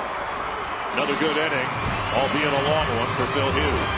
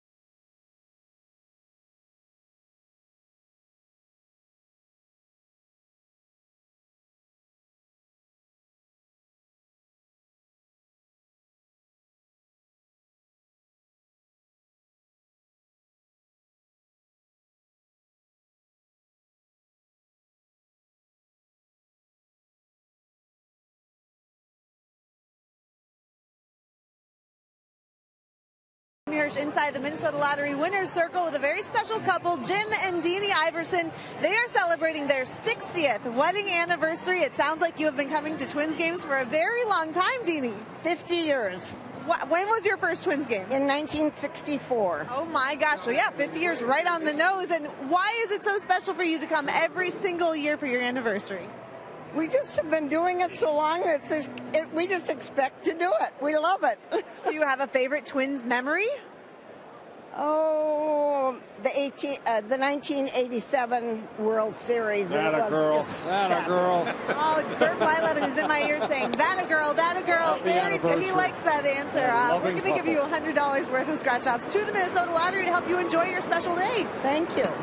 Dick and Bert. Very nice. As you saw, she did all the talking. That's why they've been married so long.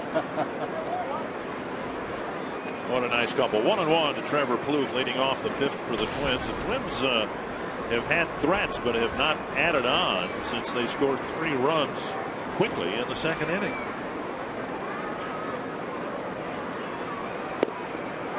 Taken outside, 2-1. Yeah, Buchholz is kind of walking a tightrope, and still he's only down a couple runs. He's given up 8 hits. The big blow off of the bat of Chris Parmelee, the 2-run home run in the second.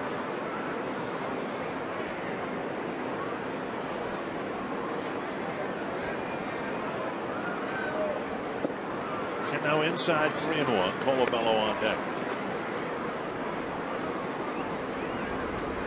With the 3, 4, and 5 batters up here in the fifth.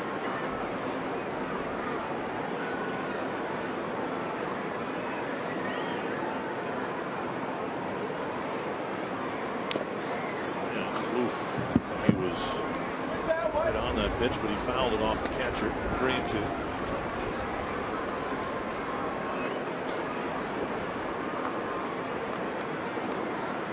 Right-handers doing a lot better against Buchholz. Right-handers coming into the game hitting nearly 400 against Clay Buchholz.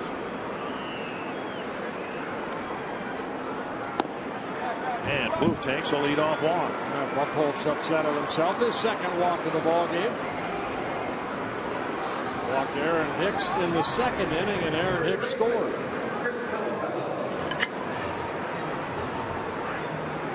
Buchholz has given up just 2 of his hits to right-handed batters here today. Olabella with a fly to right and a bouncer to third.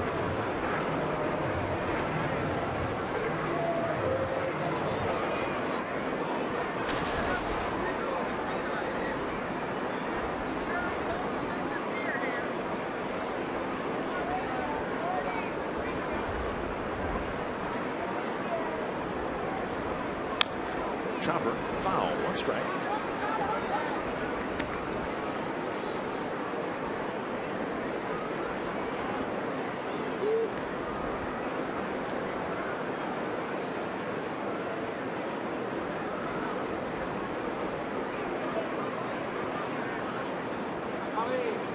After today's game, Boston heads back to Boston, starting a series against the Detroit Tigers. The Seattle Mariners coming in. Their only time in here this weekend. Swing and a miss, 0-2. It's the only thing with the unbalanced schedule. I still would like to see the Red Sox come into Target Field a couple times. Sometimes we play the Red Sox more in spring training than we do during the season. I'd like to see the Yankees come in a couple times. Jose Bautista, I know he'd like to come in here a couple times. 2 strikes to Colabello.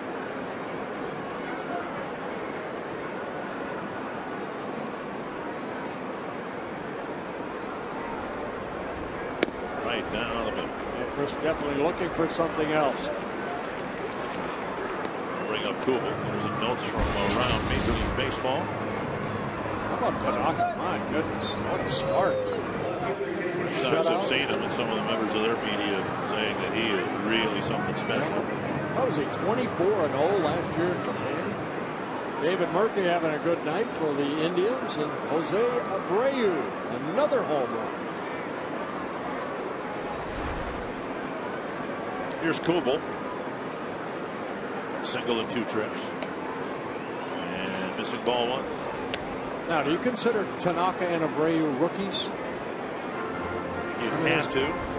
I remember when Ichiro first joined the Seattle Mariners, he won the MVP and the Rookie of the Year award. A year or 2 before, Tatsuhiro Sasaki, their closer that they brought over from Japan, was the Rookie of the Year, I believe. Pulled foul. In each case, they're seasoned professionals. And now in this instance, with a runner at first, after the second pitch, Middlebrooks lines up between Pedroia and Napoli. So a different position than where he was when the bases were empty. Trying to keep the double play combo intact up the middle. Yeah, that's why they've done that. 1-2. Good curveball right there by Buchholz.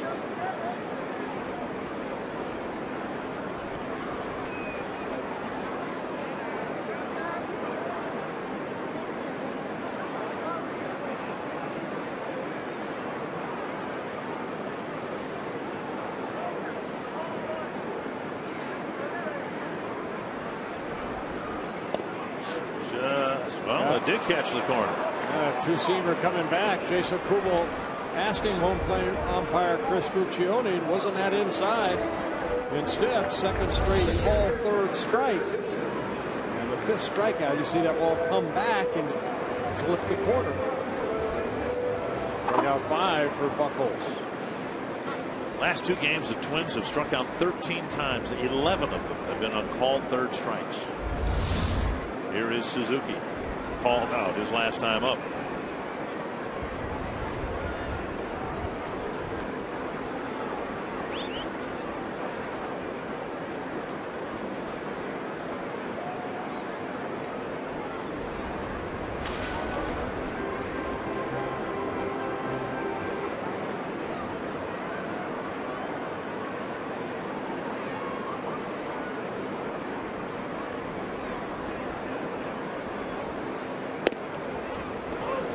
not in the lineup today. Shane Victorino and Kurt Suzuki, both born in the same town in Hawaii, 3 years apart.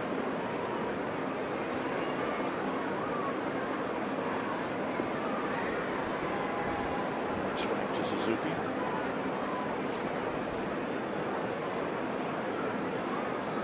Inside, 1-1. Not too many major league players have come from Hawaii. Suzuki ended up going to Cal State Fullerton, played his college ball there in Southern California. Signed by the A's in 2004.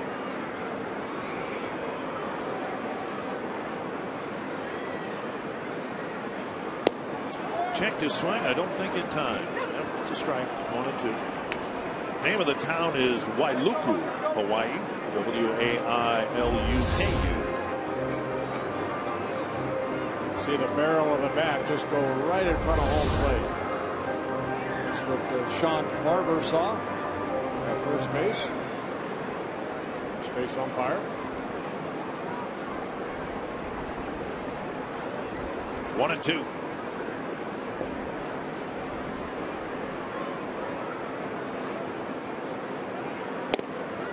Inside. 2-2. Victorino, he actually signed playing out of high school in Hawaii. So he signed by the Dodgers back in '99.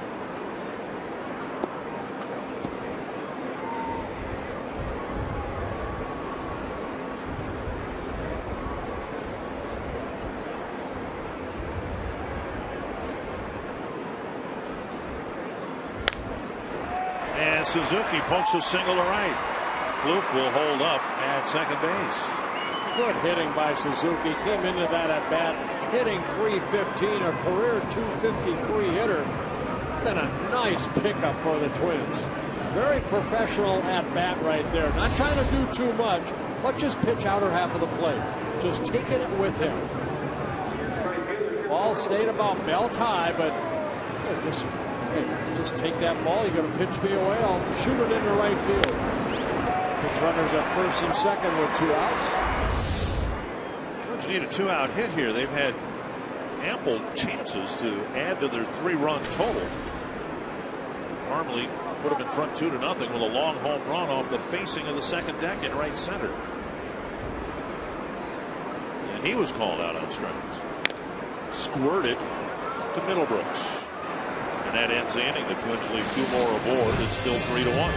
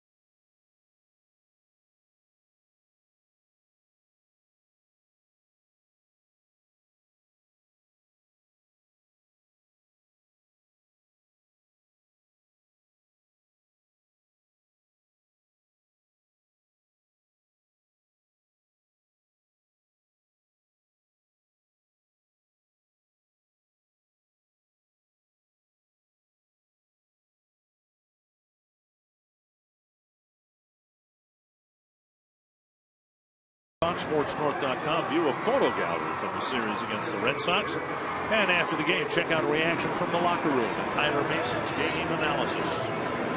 Up by 2. It's comforting to see this man up at the plate with the bases hit. Well, we said that the first 2 games, and he hit a home run. So 0 for 2 so far, a pop-up. In his first at-bat, then Hughes struck him out in the 4th. A call 3rd strike, fastball down and away.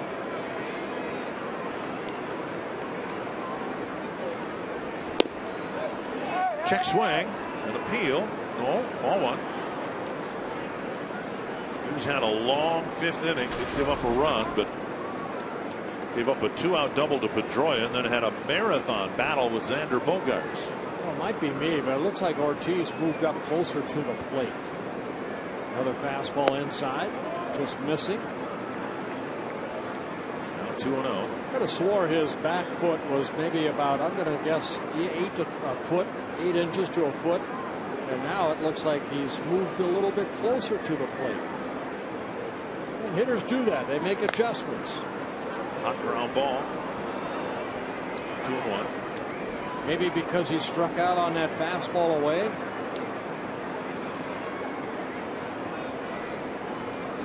And sometimes as a pitcher you see that. A lot of times you rely on your catcher to kind of let you know too. Hey, he's moved up a little bit. He's telling you a couple of things. He's daring you to go inside. He's going to open up quicker. Or he's having trouble with that ball down and away. And it's up to you as a pitcher to find out why he's moved up a little bit. Now 3-1. See, to me, Hughes has already won half the battle. He's got Ortiz to talk to himself. Got him frustrated because he missed the 2-0 fastball, pulled it foul. And you got the hitter up there thinking about what he did wrong instead of just feeling like he's going to mash everything. The liner, he mashed it to Parmelee, 1 away. You know what? You have a 2-run lead. You have go ahead 3-0. I don't want to walk you, Big Poppy. I'm going to make you swing the bat. Basically, here it is, and swing it, and sometimes you get yourself out. He's had enough hits here. Little pitch by pitch. Fastball pretty good right there. Just missing. Go back in there again. Ortiz fouled it off. Another pitch middle in at a 3-1 pitch. It's a fly ball out for the first out. Here's Napoli. When your pitching staff gets bludgeoned by one hitter, the manager gets asked a lot of questions about what you're doing wrong, what are you going to do different, and all that. Ron Gardenhire said so many different things, but an important part of his answer this morning was Phil Hughes and Kurt Suzuki have to have a game plan, and they need to pitch to both sides of the plate. And if you have watched what we have seen in the first 2 games, you know that meant what you have said, pitching inside and not leaving everything out on the outer half of the plate. You know, there's a high fly ball that's going to come foul. I appreciate it, you know, the advanced scouting and all that. But once you're out there, I mean, for me, when I was out there, is my fastball moving down and away? Am I able to get my fastball in on righties or lefties? You know, how's my curveball working? What kind of off-speed pitch, changeup did I have? You have to make the adjustment as the game goes on. Dennis Llewellyn was the best. I mean, we're doing a scouting report against the ball club where I'm with the Indians. This one's a fair ball. It's just as high as the foul ball was. Pat Corrales is holding the meeting. We're going over the ball club we're going to face, and he comes to a hitter and he said, this guy is a good breaking ball hitter. And Llewellyn said, well, I can throw my breaking ball because I don't have a good one. End of meeting. Corrales walked out. So you'd have to adjust to the stuff you have. But particularly against the good hitters, to Ron Gardenhire's point, you have to. Right. You're talking about the 17-inch plate growing it to 23 inches, whatever. But unless you use both sides of it, right, it almost is like putting the ball on the tee. Yeah, it's not going to grow more on one side than it is the other. I've tried, but it doesn't work that way. Strike to Gomes, a single and 2 trips. You got to like the aggressiveness of Hughes, so the way he's going about his business. Good high fastball right there. Still at 92, 95. A lot of confidence in his young man, and that's what you want to see out of all the starters. That confidence, that knowing that they can go out and get anybody out and not afraid to fail. You know, I think that's a big key. No matter what you do in life, you have to try. You know, if you fail, you pick yourself back up. Good fastball right there. Just outside, so Spock strikes. 1-2. What an inning for Hughes as he faces the 3, 4, and 5 batters, sets them down quickly. 1, 2, 3. And season high 8 strikeouts for Phil Hughes.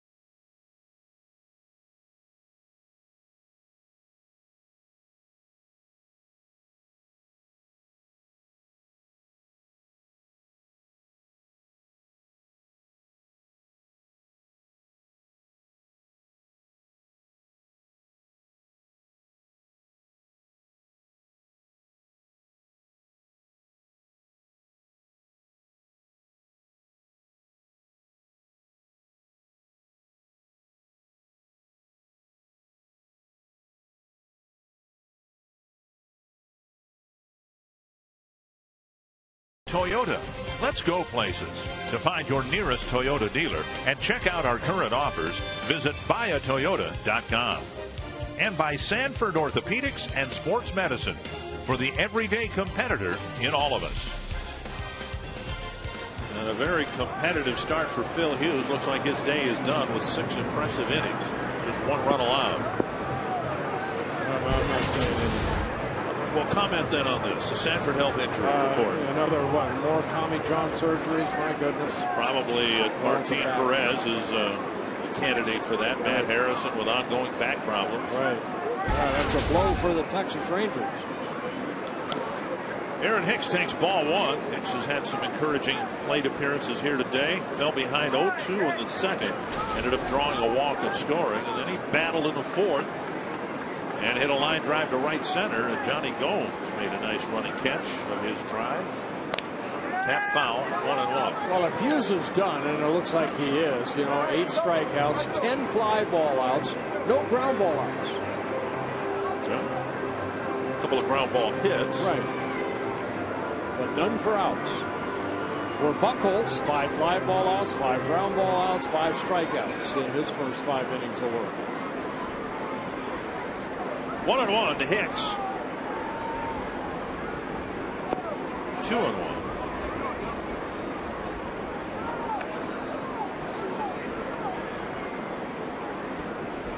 Some of the things the Twins have asked Hicks to do have been asked of a lot of the young players who are still gaining experience. Brian Dozier, the best example of preparing yourself to play. Chopper right side. Pedroia gobbles it up. 1 down. Bring up Escobar. If you're looking for something very special to commemorate this year's All-Star game at Target Field, how about Our Game? The print by Terrence Fogarty, the name of a limited edition print that depicts Target Field, cityscape of Minneapolis, young boys and girls playing the game of baseball. Each print is meticulously reproduced from the original. And you can find out more and order yours at twinsbaseball.com. I think we have to congratulate Terrence Fogarty on that. That is an awesome photo. Ooh. Watch out. Check swing. Foul ball. 1 strike. everybody, you know, that loves baseball, when you grow up, you want to play the Little League, you start off that way, and what a great photo. Escobar with 2 more hits against Buchholz. And now a ball, 1-1.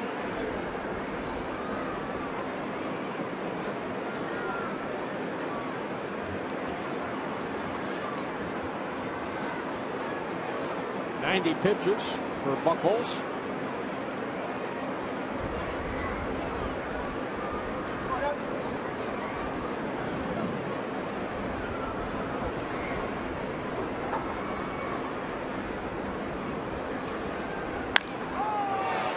For 3.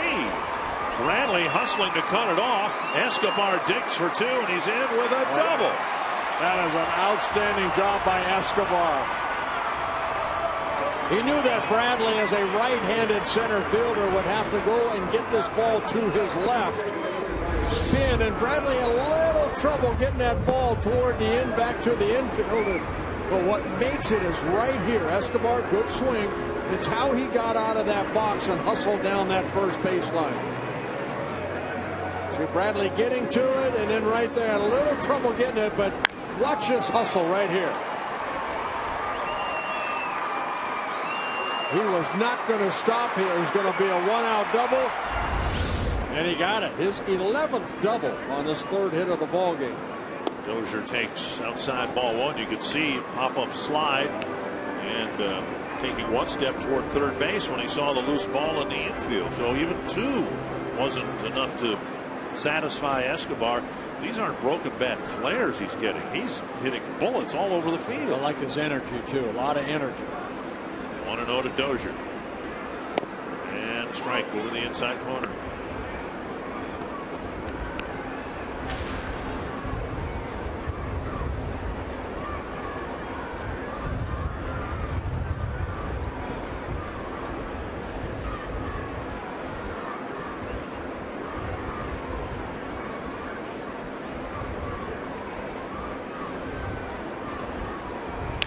Tapper to Middlebrooks. Napoli with a stretch, 2 away. Bring up Mauer. Set your compass due north Thursday nights on Fox Sports North. Bill Shirk and Laura Schara take a look at the stories and adventures of outdoor enthusiasts in the upper Midwest. Watch Due North Outdoors tonight at 6 only on Fox Sports North. I must tell you, I thought of you the other morning. I had intentions of doing some fishing this week. It hasn't worked out. But as I was going down to get my morning newspaper after a night of rain, and I picked up about $50 worth of night crawlers on my driveway, I thought of you and whether I should bring some in for a little mid-game snack. That wouldn't be bad. Twins need a base hit right here. Buchholz has been walking that tightrope. You know, he did give up 3 runs in the 2nd inning, but 2 of them coming off 1 swing off the bat of Parmelee. Twins have had at least 1 hit in every inning against Buchholz, and a total of 10. Mauer has 2 of them. Bounced into a double play his last time up.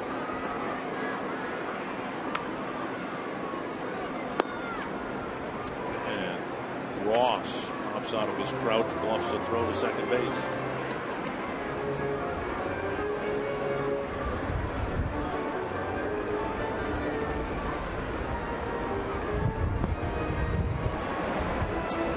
Burton warming up for the Twins.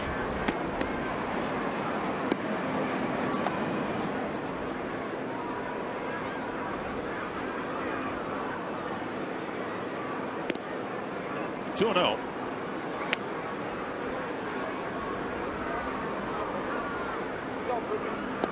Now Mauer will be walked. They get Plouffe to the plate. Once the count got to 2-0. Sox will intentionally make it 4-0.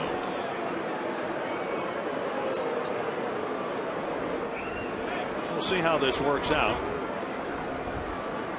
Plouffe hitting 3rd in the Twins lineup. Not very often that the number 2 batter will be walked to get to a number 3 batter, but Plouffe hitless today, 0 for 2. It's the 4th time that Mauer has been walked intentionally this year. You mentioned a couple innings ago, right-handers came into the game hitting .397 off of Buchholz. 27 hits and 68 at-bats. Plouffe, Trevor does here. 1 for 12 in his career against Buchholz with 4 strikeouts.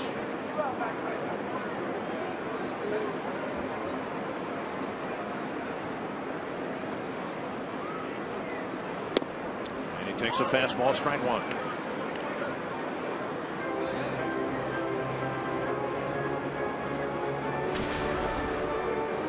There are the numbers right there. Opponents overall came into the game hitting .329.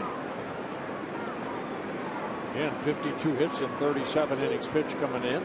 He's already given up 10 in 5 2/3 innings. Popped up, it will reach the seats. 2 strikes. Trevor's reaction right there. I missed my pitch. Fouled it straight back or fouled it off. The ball right there. Watch Trevor's reaction after. Oh boy.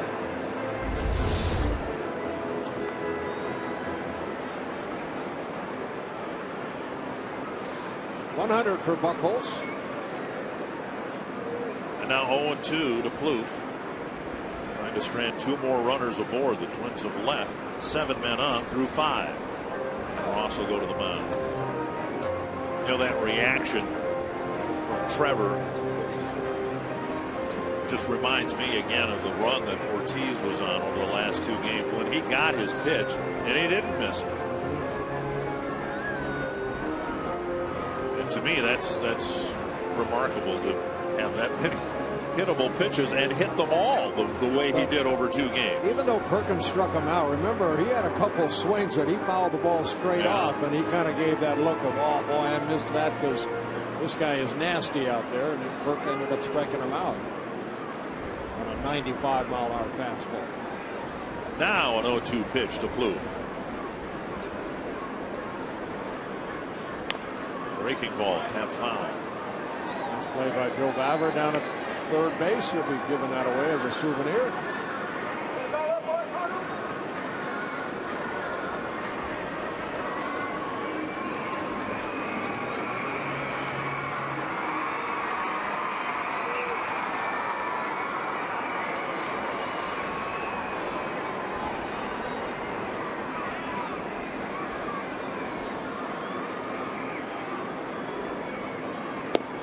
Off the plate, 1-2.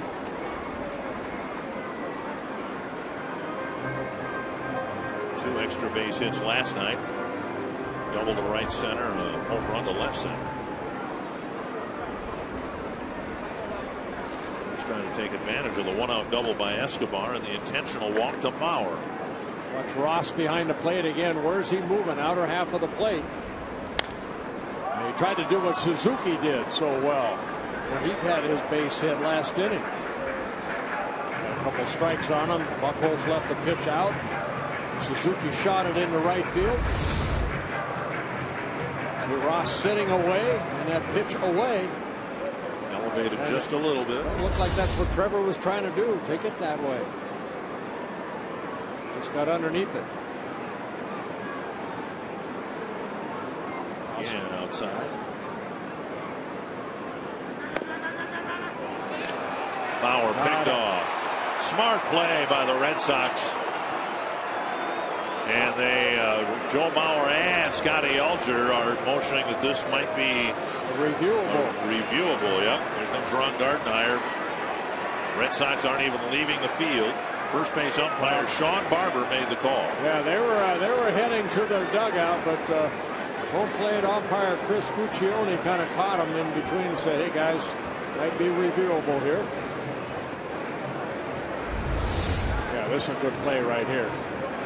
Watch Napoli sneak in, and then did he tag him?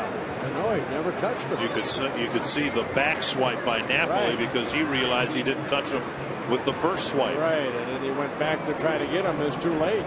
So they'll review this, and in all likelihood, the inning will still be very much alive.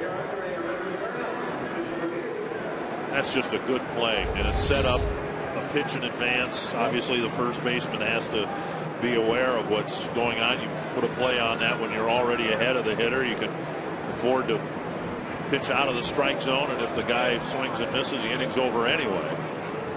That's important for the pitcher. Now, Buchholz probably doesn't know it's put on, but you saw where Ross sat up. He sat away, so you know Buchholz pretty good control, and he threw that ball outer half of the plate. Ross threw behind Mauer. The umpire's now looking at the review. And the umpire's waiting for the play to be viewed and ruled in New York, and they're looking at the scoreboard replay here at Target Field. The fans enjoying it because they think Joe is going to be ruled safe here.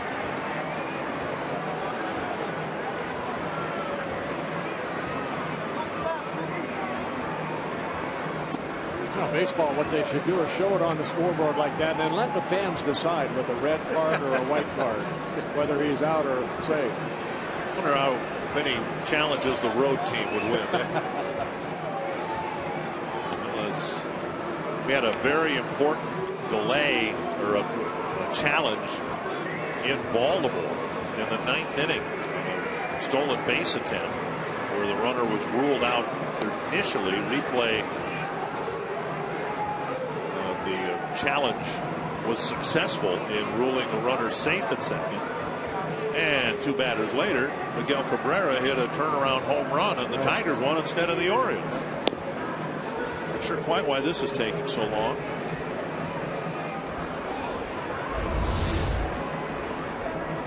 Ross throwing behind Mauer. Napoli swiping, but by the time he made contact with Joe had his right hand on the bag. Safe. So a successful challenge for the Twins. They don't burn one up here, and the at-bat will continue. It's easy to say it's kind of a mirror image of what the Twins did to Darrell Evans in the playoffs in '87, but that was a far more complex play. You had a right-handed batter in the box. Pitch had to be down and away. Tim Lautner came up firing behind the batter. And Rat was right there to tag out Evans. But that play, too, was set up, you know, before the pitch. Yep. Well, we'll see what Trevor can do here now with the count 2-2, and Bauer maybe having a little bit shorter lead here. Delay took 2 minutes and 28 seconds. Not bad to get it right.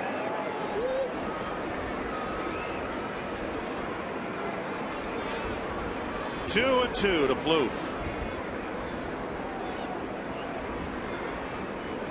Breaking ball. Trevor. This is a foul. Yeah, Buchholz got away with one right there. He left that breaking ball middle in. Trevor's had a couple pitches to hit in this at bat.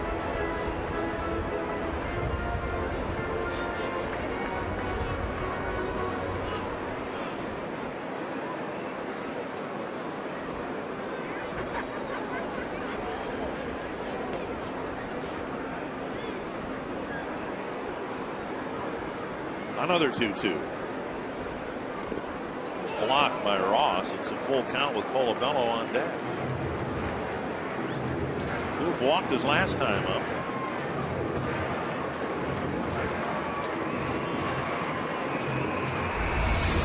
Good block by Ross. Breaking ball, deadening the ball.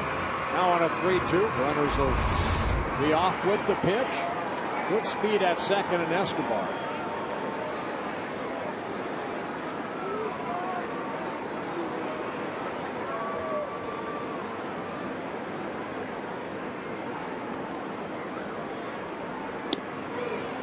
Breaking ball froze him. Another call. 3rd strike. The Twins leave 2 more on.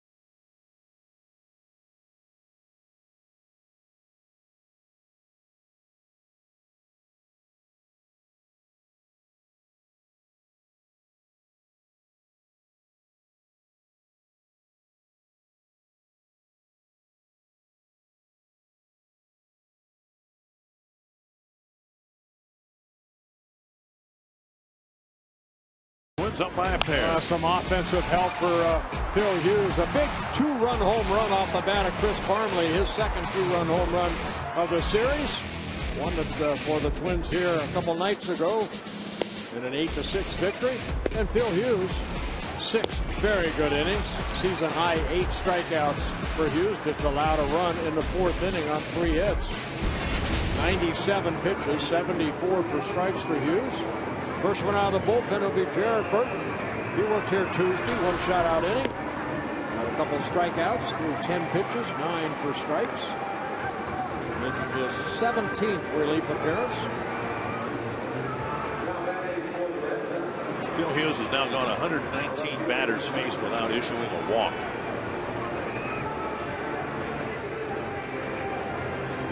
And Burton will pitch the 7th. Mike Carp will be the first man he faces.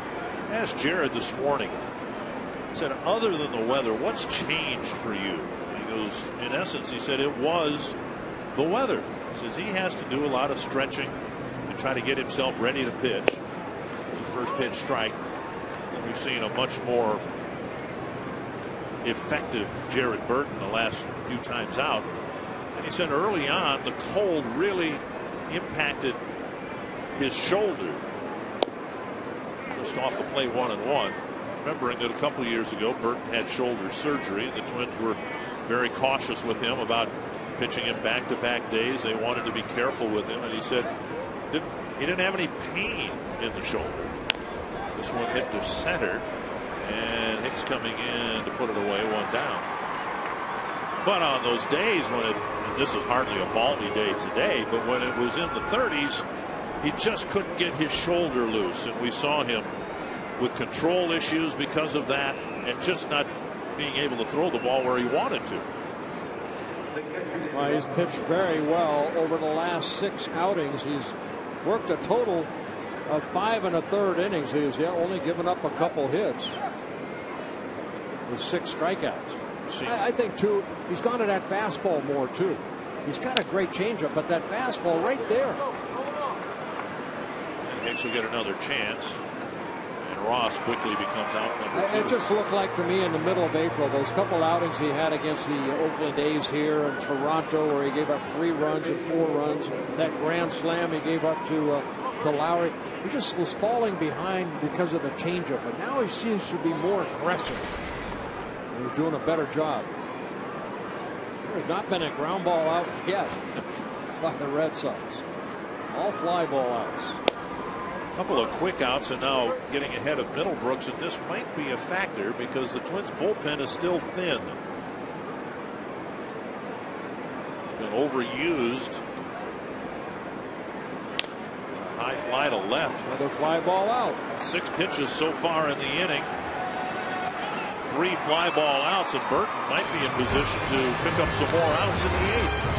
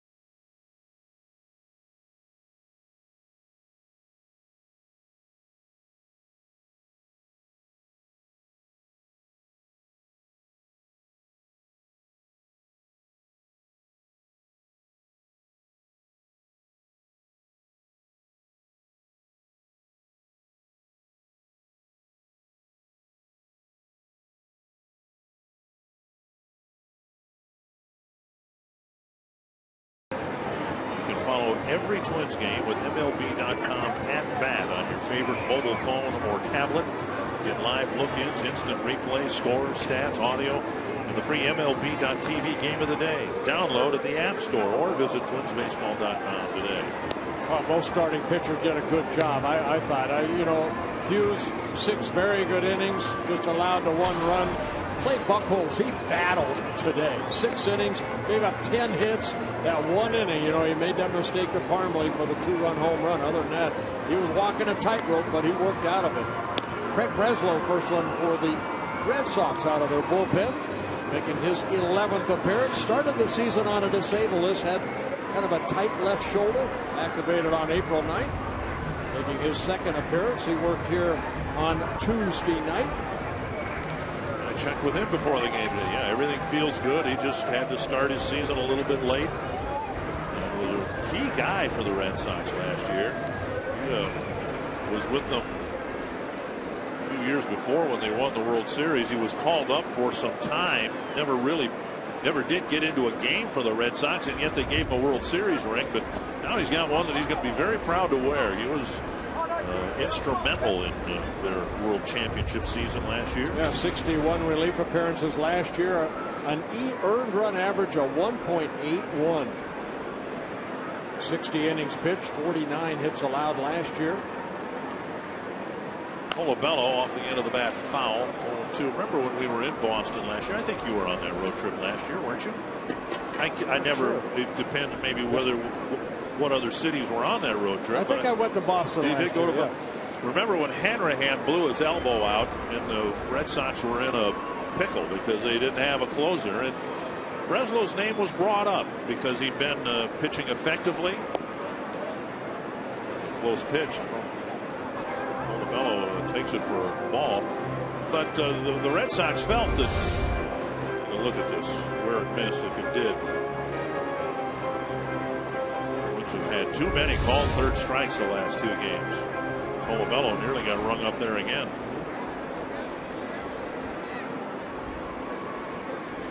There's a check swing. Strike 3. Colabello done. 1 away.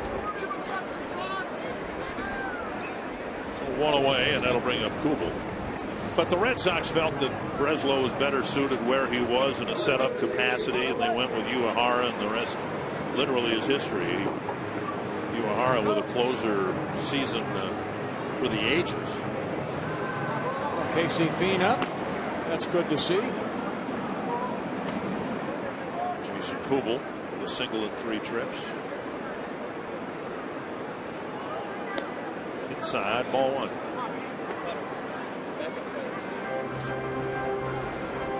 One very good inning. What do you need? 6 pitches?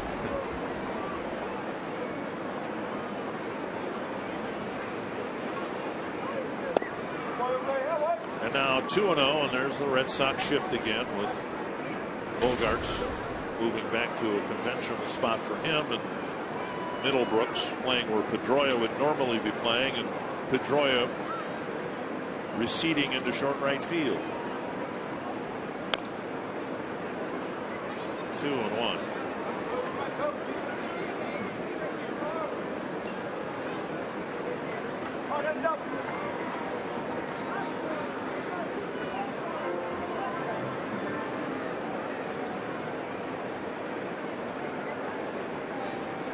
Two and 1 to Jason Kubel.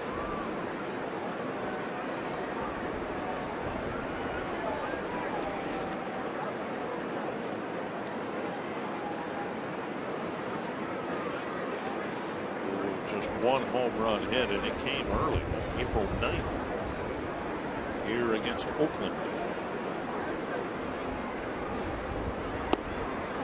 3-1. Suzuki will hit next. Well, Breslow, 33 years old, first came up with the Padres, then with the Red Sox in 2006. Went to the Indians, came here for 2008 and 9, and then claimed off waivers by the Oakland A's and the Diamondbacks. Breslow walks Kubel. Red Sox, this is the longest stint he's spent with a club. Suzuki will hit. He's already got a couple of hits, a run scored. Batting average now at .321. In about 2 months, Target Field will host the All-Star game. And amazingly, you can imagine a scenario where Suzuki is representing the Twins as an American League All-Star catcher. Wouldn't that be great? Some of the other names you would suspect to be there, well, Matt Wieters might not be catching much anymore this year.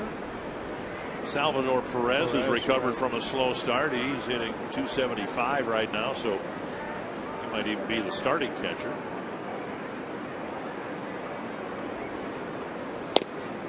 And Breslow misses again, 2-0.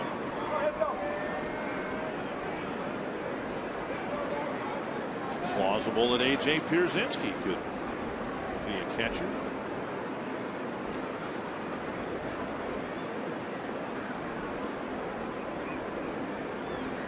Derek Norris of Oakland. And 2-1.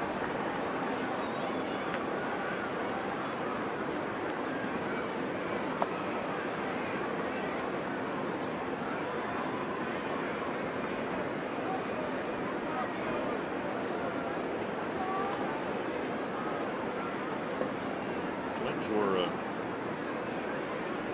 at work early today with 3 runs in the second inning. They have not scored since, even though they've threatened in most of the innings since the second inning.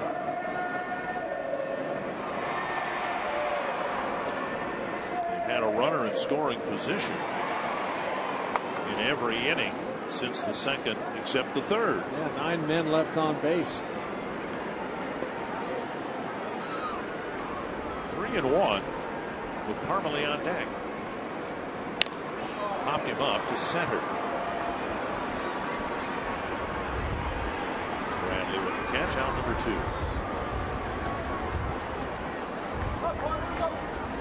2. If the Twins win this game and take this series 2-1, what would have been the odds, do you suppose, a week ago that Chris Parmelee would have the 2 biggest hits in this 3-game series? Good for Chris.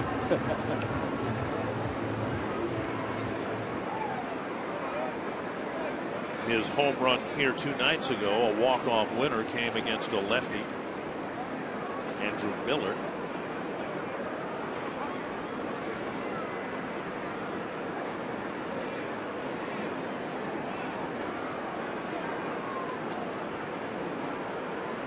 Fox Tracks presented by Carrier. To his right, Bogaerts flips to second, and that ends the Twins' 7th.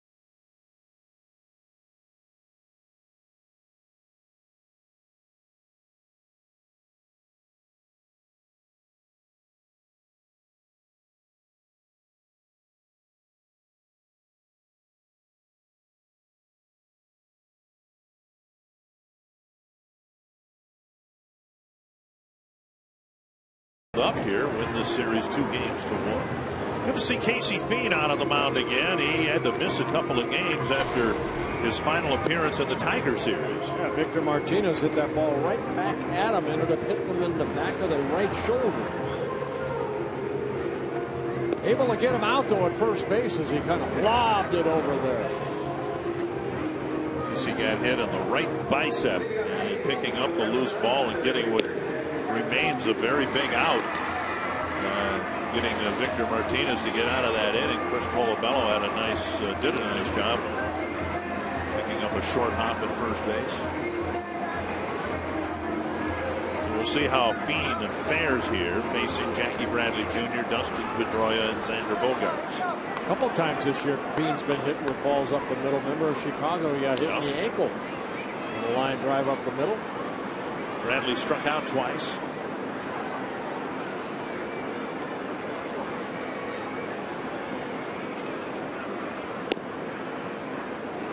Ball one. A couple nights ago when we were going into the late innings and we got a shot of Fiend in the bullpen, and you could tell he wasn't very happy because he wanted to be pitching and was unavailable. This one looped to the left. This one going back, and a catch made by Kubel. Great catch by Jason Kubel. That ball kept carrying out for the warning track, and Kubel reached up over his head and pulled it down. Yeah, Bradley hitting the ball the other way, and Kubel fully extended while he's running back and able to catch the ball over his shoulder. Nice concentration. Nice catch by Kubel. One down, and now Dustin Pedroia with the bases empty. Oh, and by the way, another fly ball out. That's right. Down the middle of strike. Pedroia doubled to left center field his last time up.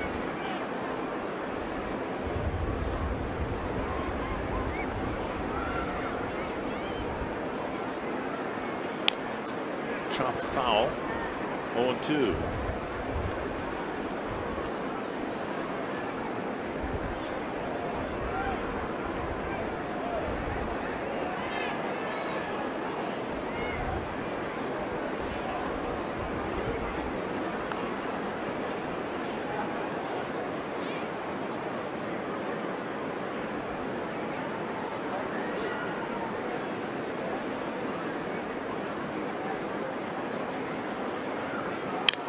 High fly to left. Kubel with an easier play. Another fly ball out. 2 away in the 8th. Ladies, we got a great offer for you. The Twins do. I'm not the least bit involved. Wine, Women, and Baseball is back. And the first event is Tuesday, May 27th. You can enjoy Pamper Yourself stations. The light appetizers that we talked about last night. Light appetizers and desserts, steak and eggs, wine tasting, and a gift to take with you. Wow. All happens before the game at the Grave 601 Hotel. Great hotel. There's another fly ball to left. Find out more from the Twins at twinsbaseball.com or 1-800-33-TWINS. Inning couldn't have gone any better or quicker for Casey Fiend.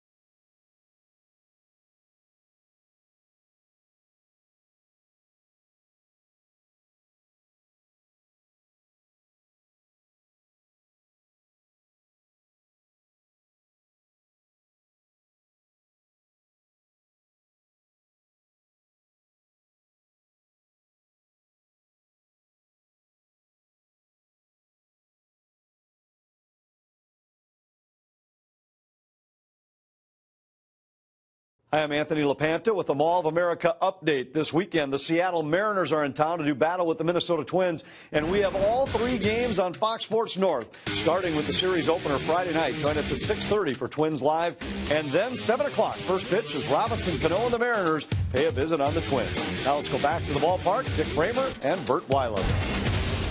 Thank you to Anthony LaPanta. Chris Young's been a great pickup for the Mariners. He kind of ended up in the spot that first Randy Wolf was going for. Scott Baker, also a former Twin, trying to win a spot. Baker now, I think, has been recalled by the Rangers because of what we showed you before, the injuries to Matt Harrison and Perez. Chris Capuano comes out of the Boston bullpen here in the 8th. Yeah, Chris Young, you're going to see a guy, what, 6'10"? Yeah. Against Kyle Gibson. Should be a good matchup. Chris Capuano coming out of the bullpen for his second appearance in the ballgame or in this series.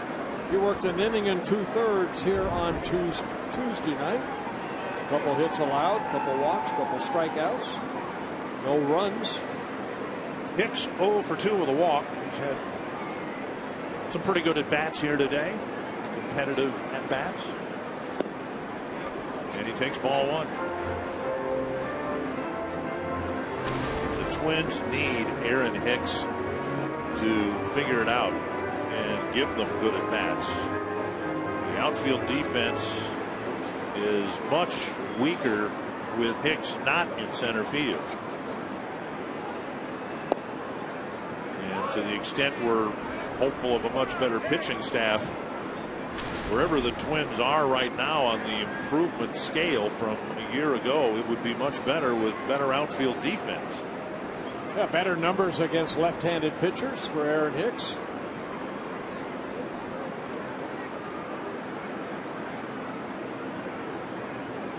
Well, I think you got Kubel, and then when Willingham comes back, you don't have a lot of speed out in left field. Then right now Parmalee, so you need somebody out there. Santana can cover some ground. He's quick, but he's a shortstop trying to basically learn a new position.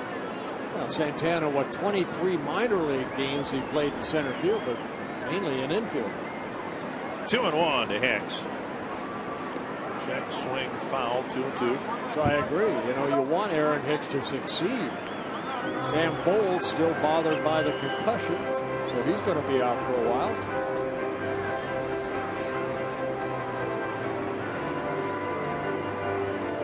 It might be that before too long, both Oswaldo Arcia and Josh Willingham will be back with the team. 2-2.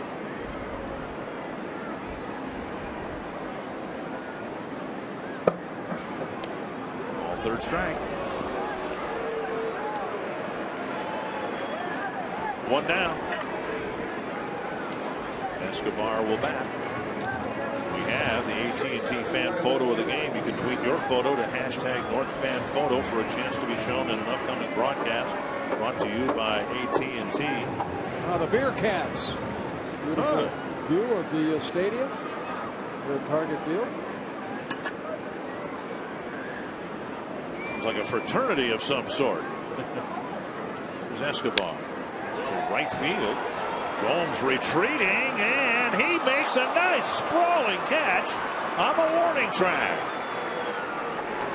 I don't know that he or Jason Kubel are going to get many style points, but those are a couple of nice catches. Well, that ball just kept drifting on him a little bit. He went back like Kubel did, and at the last second had to reach up and make a nice catch right there. Got an opportunity to work on your slide. Nice defensive catch right there by Johnny Gomes. Escobar making a bid for a 4-hit game, but it's 3 for 4 right now. Dozier takes ball 1. Escobar had that 4-hit game against the Dodgers here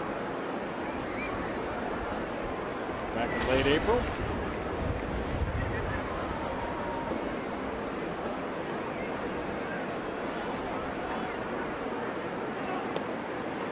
And a strike, 1-1.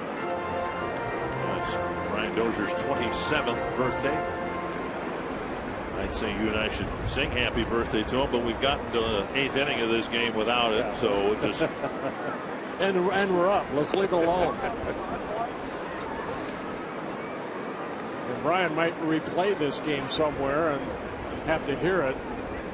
Who wants that? He does not want that. But he will take another hit. Drove in a run in the second inning on a sacrifice fly. Did get a base hit in the fourth. Leading the club with 9 home runs.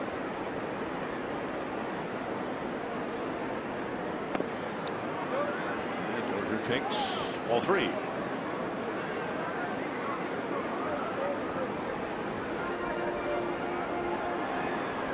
Capuano, former starter, now in the bullpen for the Red Sox in his first season.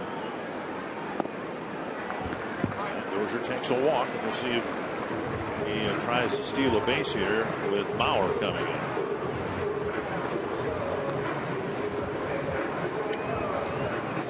Dozier has 12 of the 27 stolen bases the Twins have. 12 and 14 tries.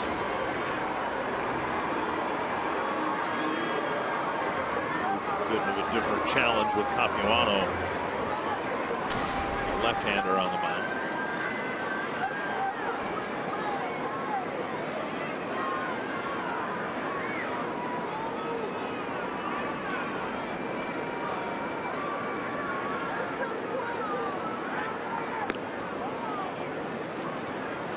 Dozier had shifted his weight toward second base, but got back to Well, you kind of want to see that too, you know. Capuano, most of his career in the National League. Actually, all of it has been with the Brewers, the Mets, and the Dodgers. See Dozier kind of peeking in, seeing if Ross is just giving one sign.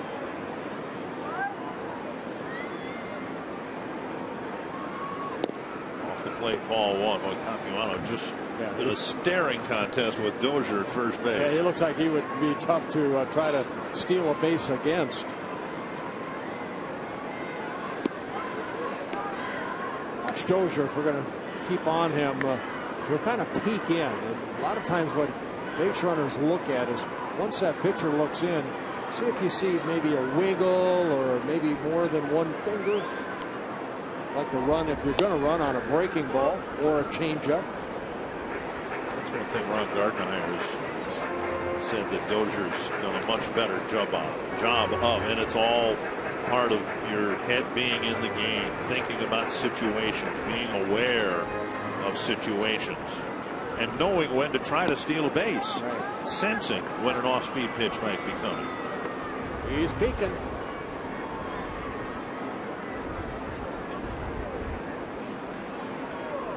And they have him picked off. Napoli's throw got him. So a caught stealing. And the inning ends, and it'll be a save opportunity for Glenn Perkins in the ninth.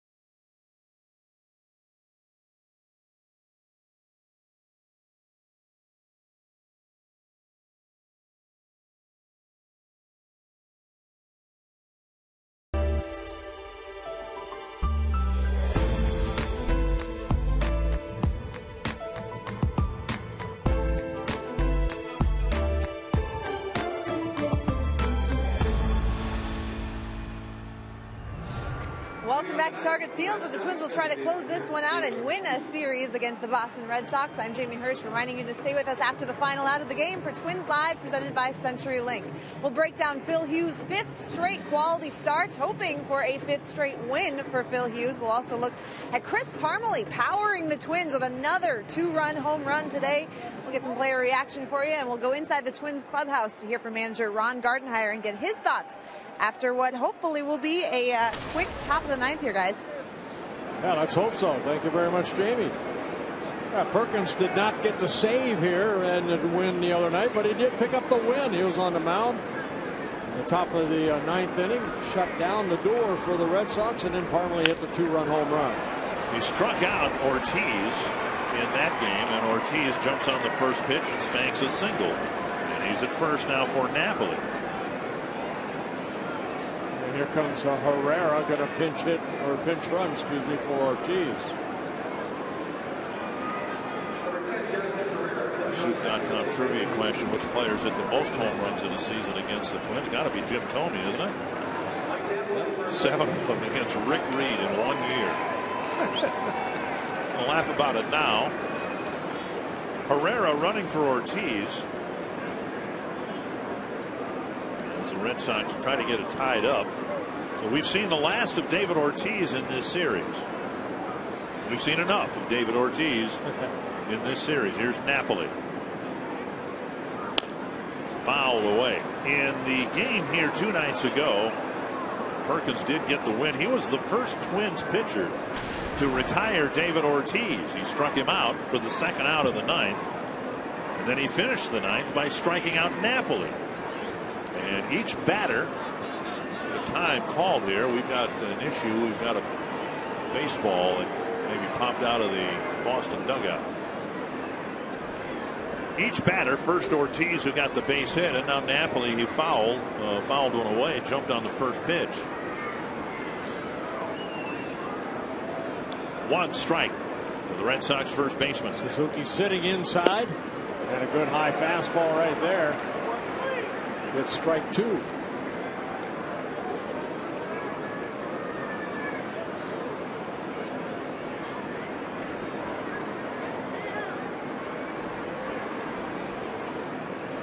Oh, and 2. This time Napoli lays off. Herrera at first base. He's 0 for 2 in stolen base attempts. But pitch running for Ortiz right here. In case of a base hit, he's quick enough to get to third base. Fouled back.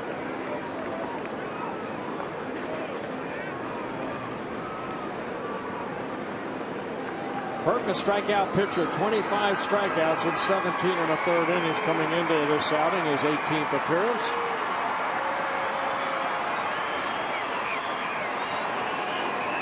One and 2. Slider down in the dirt. Nice stop by Suzuki. 2 and 2. Right-handed pop in the next 2 spots for Boston. Napoli and then Gomes.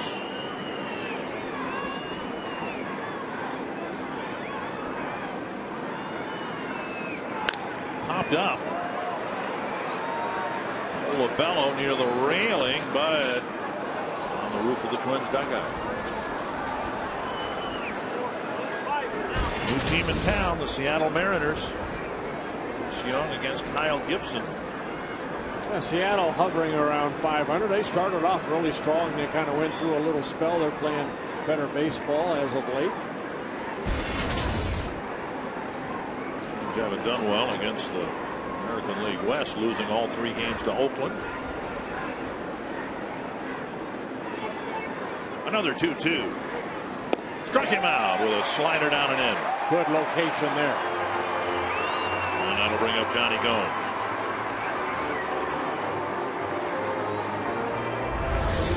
I mentioned Perk, all about strikeouts. That's what he tries to do. That breaking ball, nasty.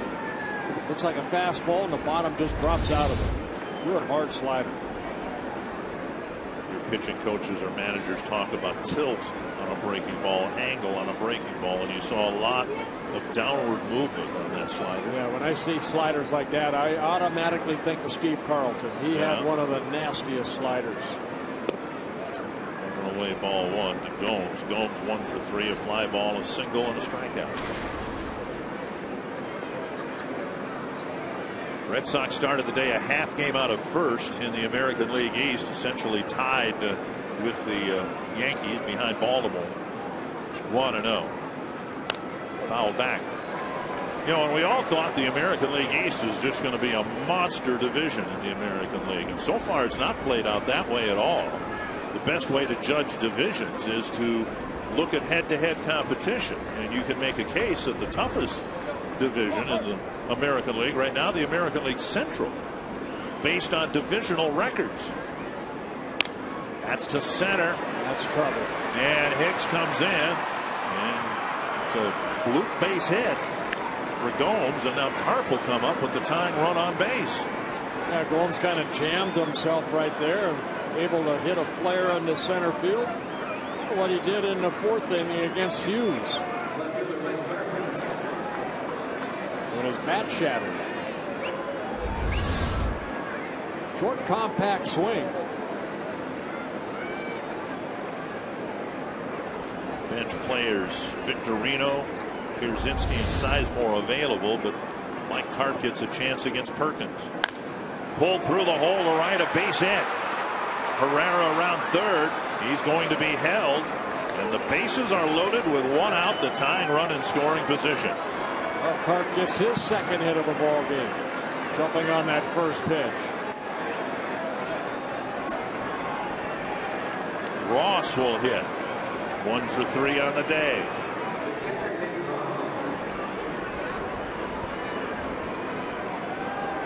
When Perkins pitched the 9th inning, he gave up a hit to Victorino. Sizemore is going to run for Karp.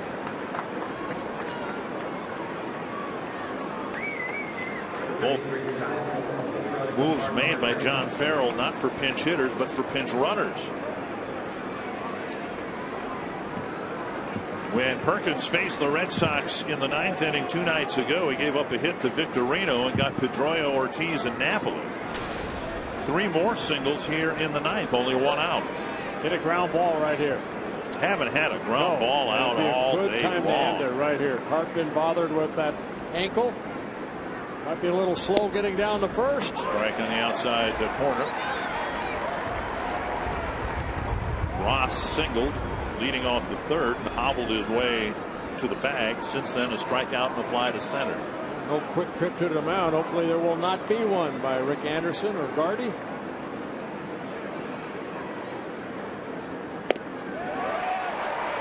Oh, 2. Barring a double play, Will Middlebrooks will get a chance here in the 9th.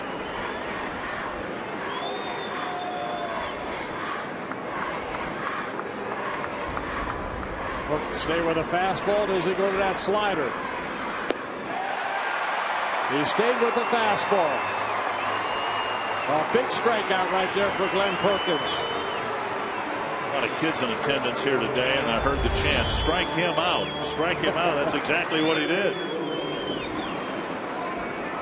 A little country hardball right there. Fastball up, and Ross can't catch up to it.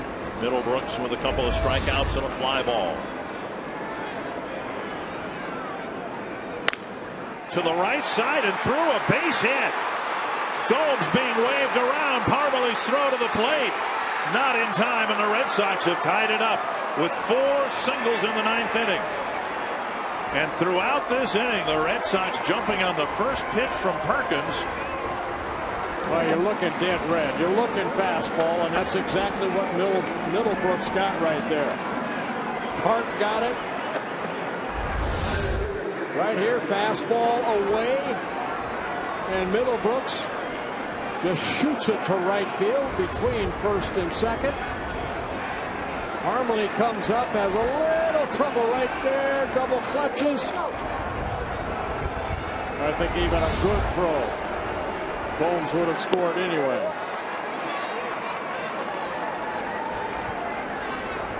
4 singles, a tie game.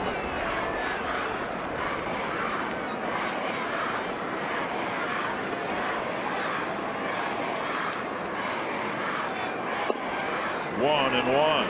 These are one of these games you look at all the opportunities the Twins had against Clay Buchholz to just add a run or two.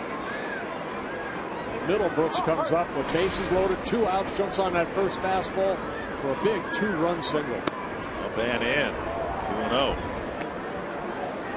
6 good innings by Hughes. Good inning by Burton, good inning by Fiend, but now the Red Sox strike for a couple of runs at least against Perkins. It's a second blown save opportunity for Perkins. 1-2.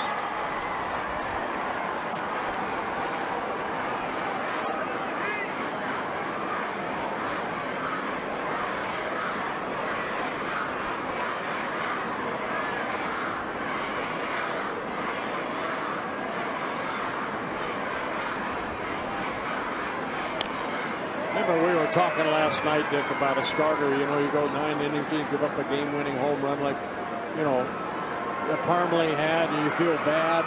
But I said, you know, I'd rather be a starter and lose a game like that than a reliever come in and do what Perkins did here. Nobody feels worse, I know, than Glenn Perkins. But the point is, there's work to be done here too. He's missed the save opportunity, but it's a tie game. You've still got to. You've got to get Bradley out here. You don't want to have to face Pedroia unless there's an extra inning. Full count, runners will take off now with 2 gone. Called third strike, and Perkins finishes the inning, keeping the Twins in a tie game. We'll see if they can walk off the Red Sox again in the ninth.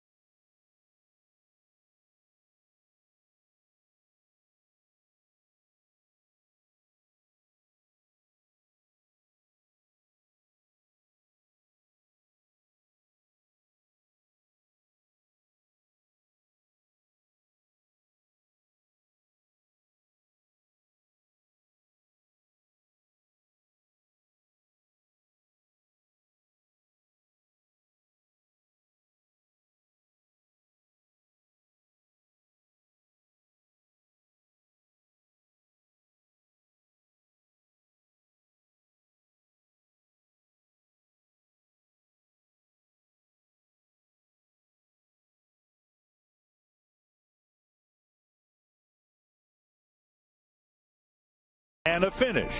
Endings are imposed and inflicted. Struck him out. Got him. Breaking ball, got him. Finishes are earned and celebrated. Base hit.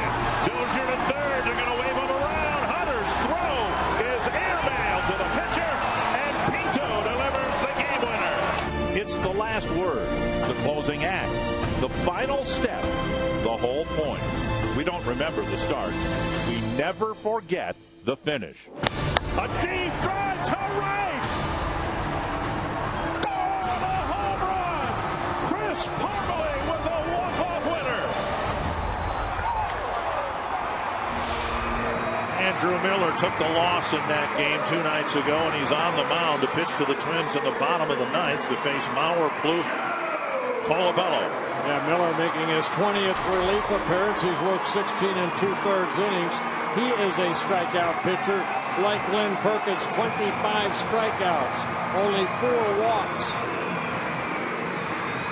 That home run he allowed to Parmelee, his first of the year. Bowers reached 3 times today. Saw Sizemore staying in the game at left field.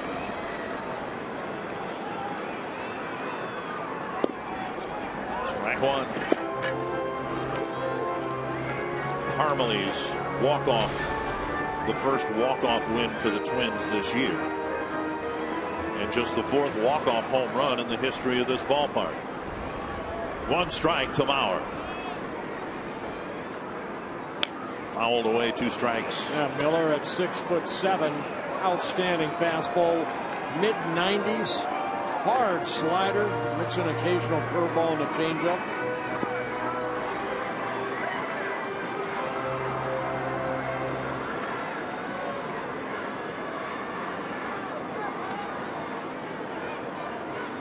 Oh, 2.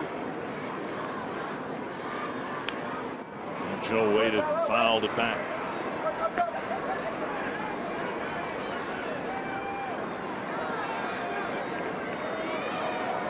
Miller got the first 2 batters in the 9th. Here on Tuesday night, Brian Dunsing warming up in the Twins pen. And left-handed batters now just 3 for 22 against Miller. And he strikes out Mauer. There's that pitch right there. Not only an overpowering fastball, also a nasty hard slider. The big break.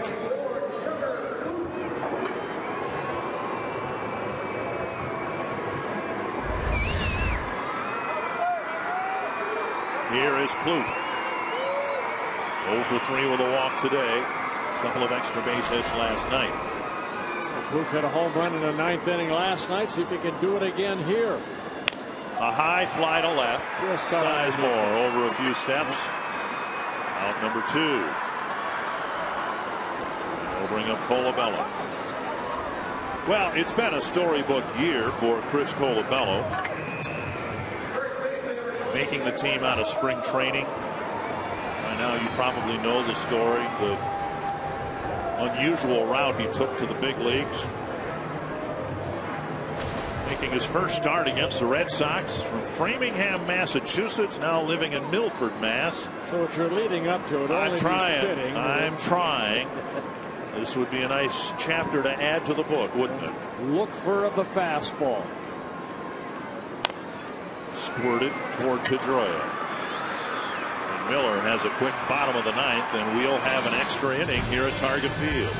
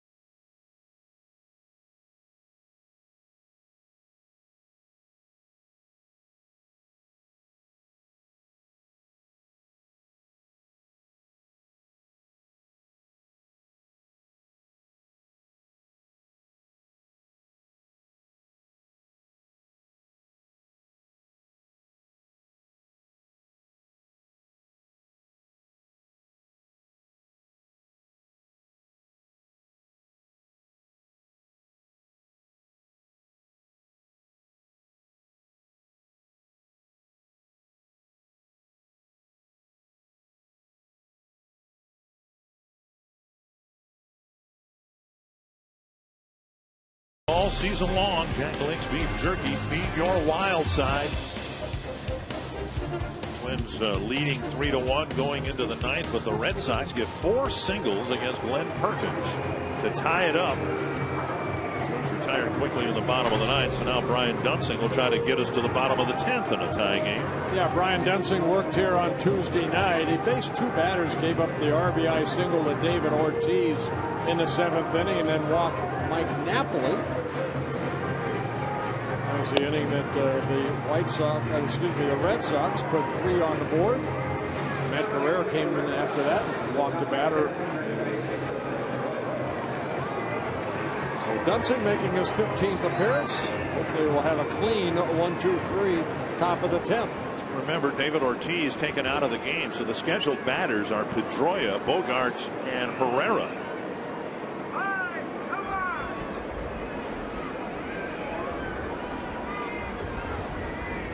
Pedroia takes high, ball one. Just one extra base hit for the Red Sox in the game, and it came off the bat of Pedroia in the 5th inning.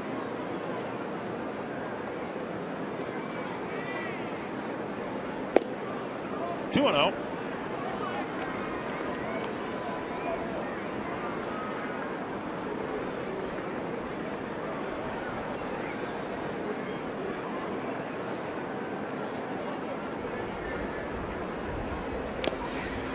Swinging a foul that took a piece of Suzuki. That's that big swing you're talking about, Pedroia. You know, it's lock and load pretty much on the first couple swings.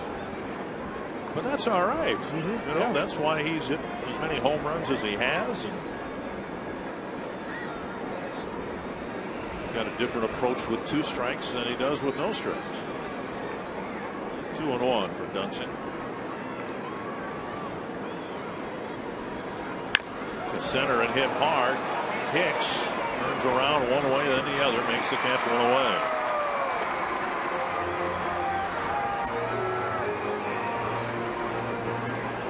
Bring up Xander Bogaerts. Phil Hughes went 6 innings, pitched very effectively.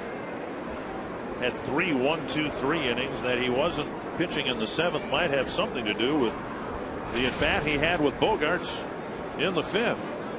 You look in your scorebook, it's just a fly ball to center. However, 14 pitches. 14 pitches. Yeah.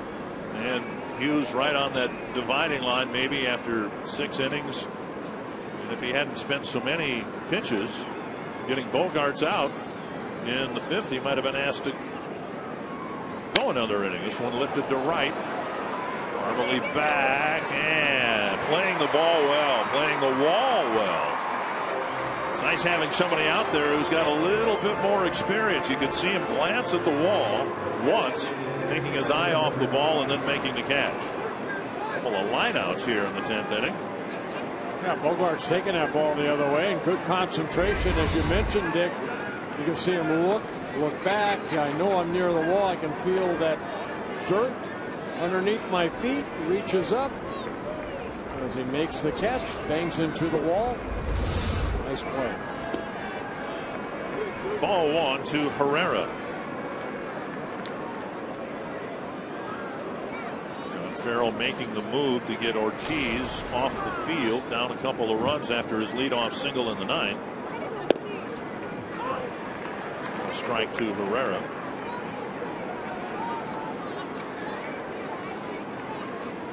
We'll see Ortiz in a month.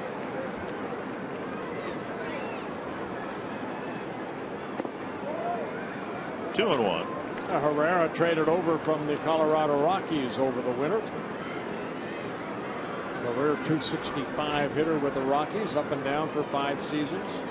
7 hits, all singles, and 38 at bats.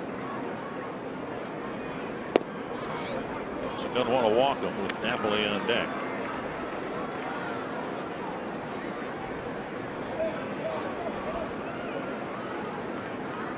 He's 1 for 9 as a right-handed batter.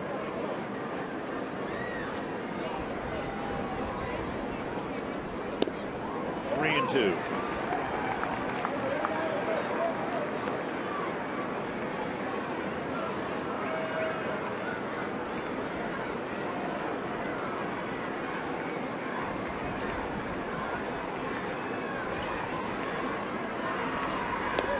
Walked him. And now Napoli will come up with a speedy runner on and 2 out.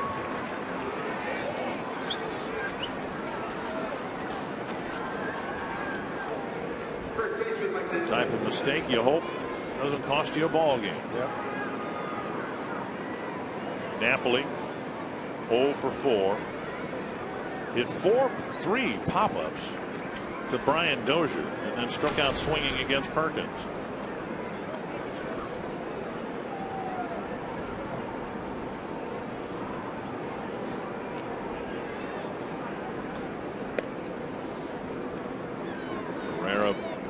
thrown out, as Bert mentioned before, in his 2 stolen base attempts.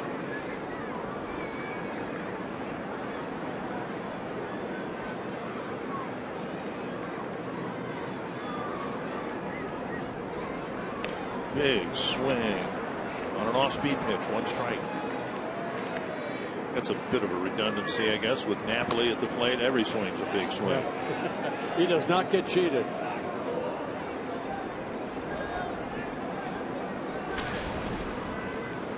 He's got power, 174 career home runs. Just off the corner, 1-1. Perkins struck him out with fastballs upstairs, but the Dunsing has got. He doesn't have that fastball upstairs. Right. Suzuki sitting away. Just missing away. 2-1.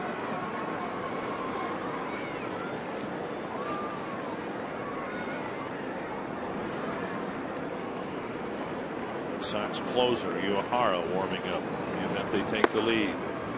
Half-heartedly warming up.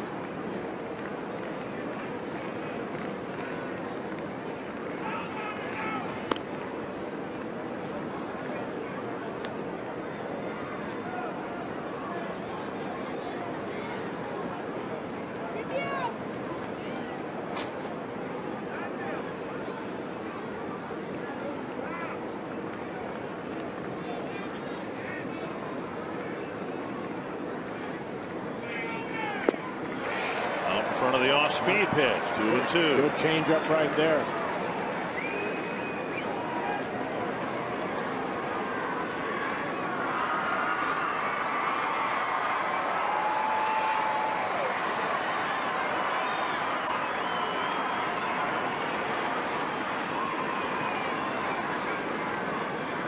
Two and two.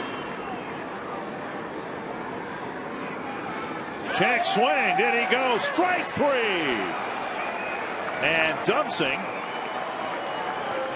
survives the 2-out walk to Herrera. Somebody can step up and be a walk-off winner. Who knows? It might be Chris Parmelee again.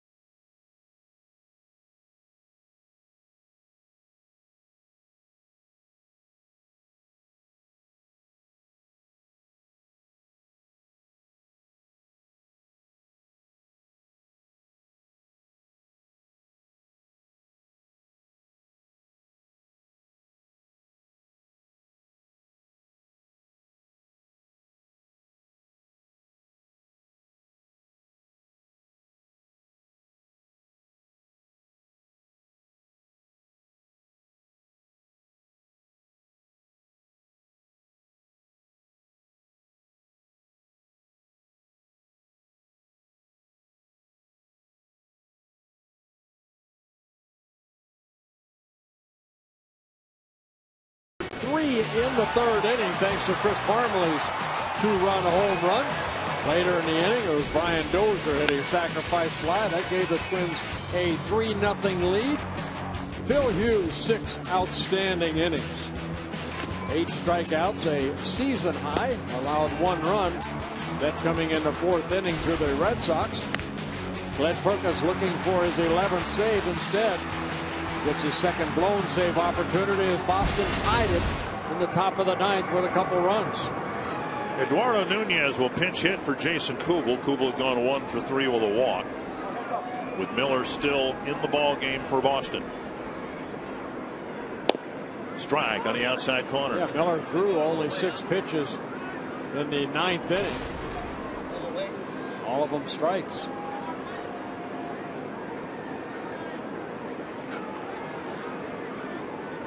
Swing and a miss. 0-2.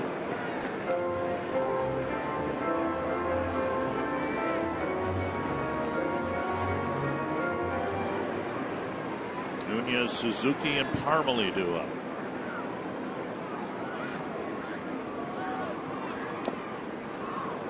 Bench of Santana, Pinto, and that's it. After the move made here to start the 10th.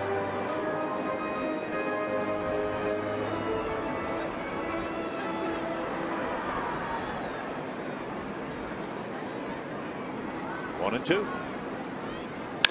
Chopper toward the hole. Short hop by Middlebrooks.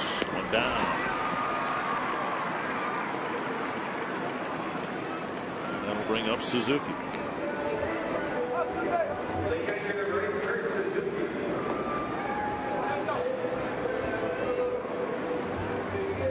And Miller so nasty against lefties, and that's what made what happened here 2 nights ago so dramatic. The Red Sox felt really comfortable with Miller out there against Parmalee. Ron Gardenhire leaving Parmalee in rather than maybe putting Aaron Hicks in to pinch hit. Ball 1. I remember when Miller came up with the Tigers. Here's our #1 pick. They had him in that starting rotation way back in 2007. Then he was traded over to the Marlins in the Dontrell Willis trade and Miguel Cabrera. How'd that one turn out? I'd have to say that the Tigers did pretty good in that trade. Miller now in his 4th season with the Red Sox. Down the line. Should be extra bases for Suzuki. Come on, rattle around there a little bit. It's a double. And Parmalee will come up with the winning run in scoring position. 3rd hit for Kurt Suzuki with his 8th double. It's a 1-out double. Fastball about thigh high. Suzuki turning on it. Hitting it over the head of Middlebrooks into that left field corner. Sizemore has to get it back in. Now, if I'm Miller, I intentionally walk Parmalee here. Can lightning strike twice?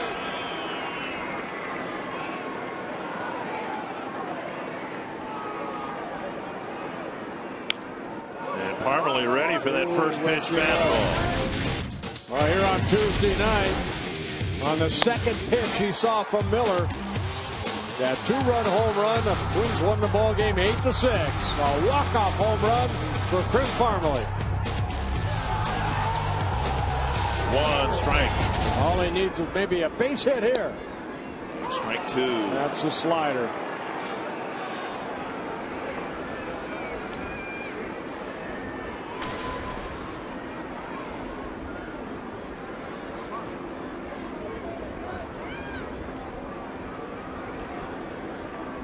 Two strikes to Parmalee. 2 down. And that'll bring up Aaron Hicks. Miller picks up his 2nd strikeout.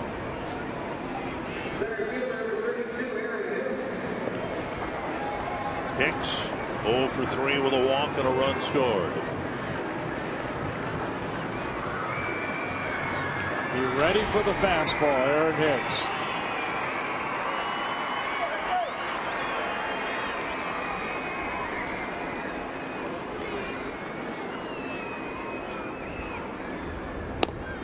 On the outside corner, a strike.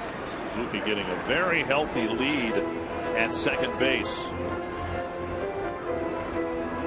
Now Pedroia is going to try to keep him a little bit closer.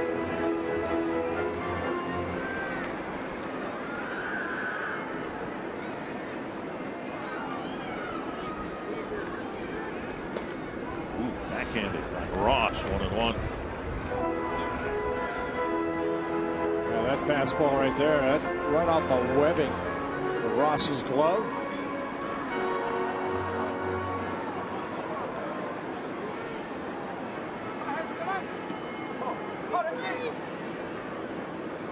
How about a little doink somewhere?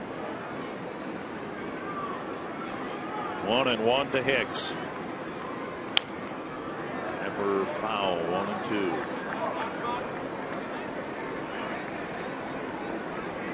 Hicks called out on strikes twice last night and in his last at bat in the 8th inning.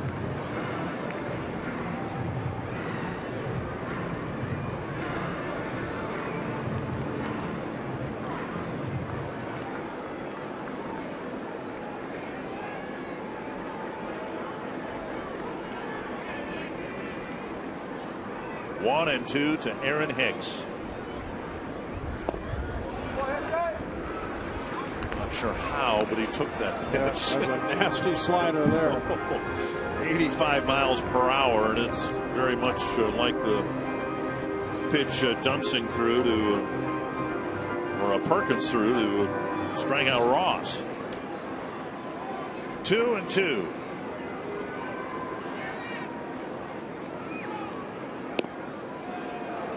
Ooh, that was a close pitch too. 3-2. Escobar, the Twins' hottest hitter, on deck.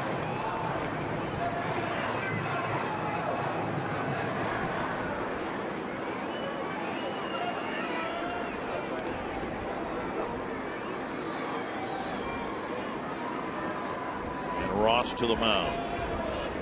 Our dear friend Harmon Killebrew, when hitters would ask him keys to hitting, and I heard him say this to people around the batting cage for years: keep swinging, keep swinging. Harmon, as we all remember, was one to go up there and swing the bat. If you swung and missed, at least you stayed after it, right, had a chance for something good to happen. You stayed aggressive. And that's the advice I think a number of people have given to Aaron Hicks. Keep swinging. Now, a little discussion right here. I don't think he's going to throw a breaking ball right here. I think he's going to go right after him. Liner to left field. Get down. Down for a hit. Suzuki heading around third. He's coming in. Aaron Hicks is the walk-off winner today. Good for Aaron Hicks. Mob him. Go get him.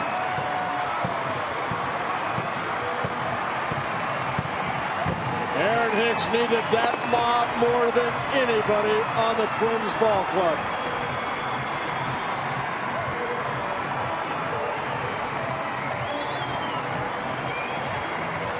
Tough series for Miller. He takes 2 losses.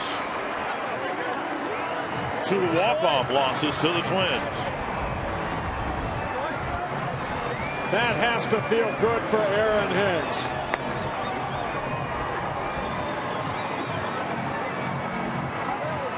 And the Twins win 2 of 3 from Boston. First series the Twins have won against the Red Sox since the stadium opening series here 4.5 years ago. It's nice to see that man smile on a baseball field. A big moment for Aaron Hicks, a walk-off base hit, and the Twins are back to within a game of the 500 mark. Right, Miller went to the fastball. They discussed it, and I think he's going to throw a fastball. That's what I said. I didn't think we were going to try to trick him right there. Suzuki got a great jump. Ooh, slides in for the winning run, and then go get him.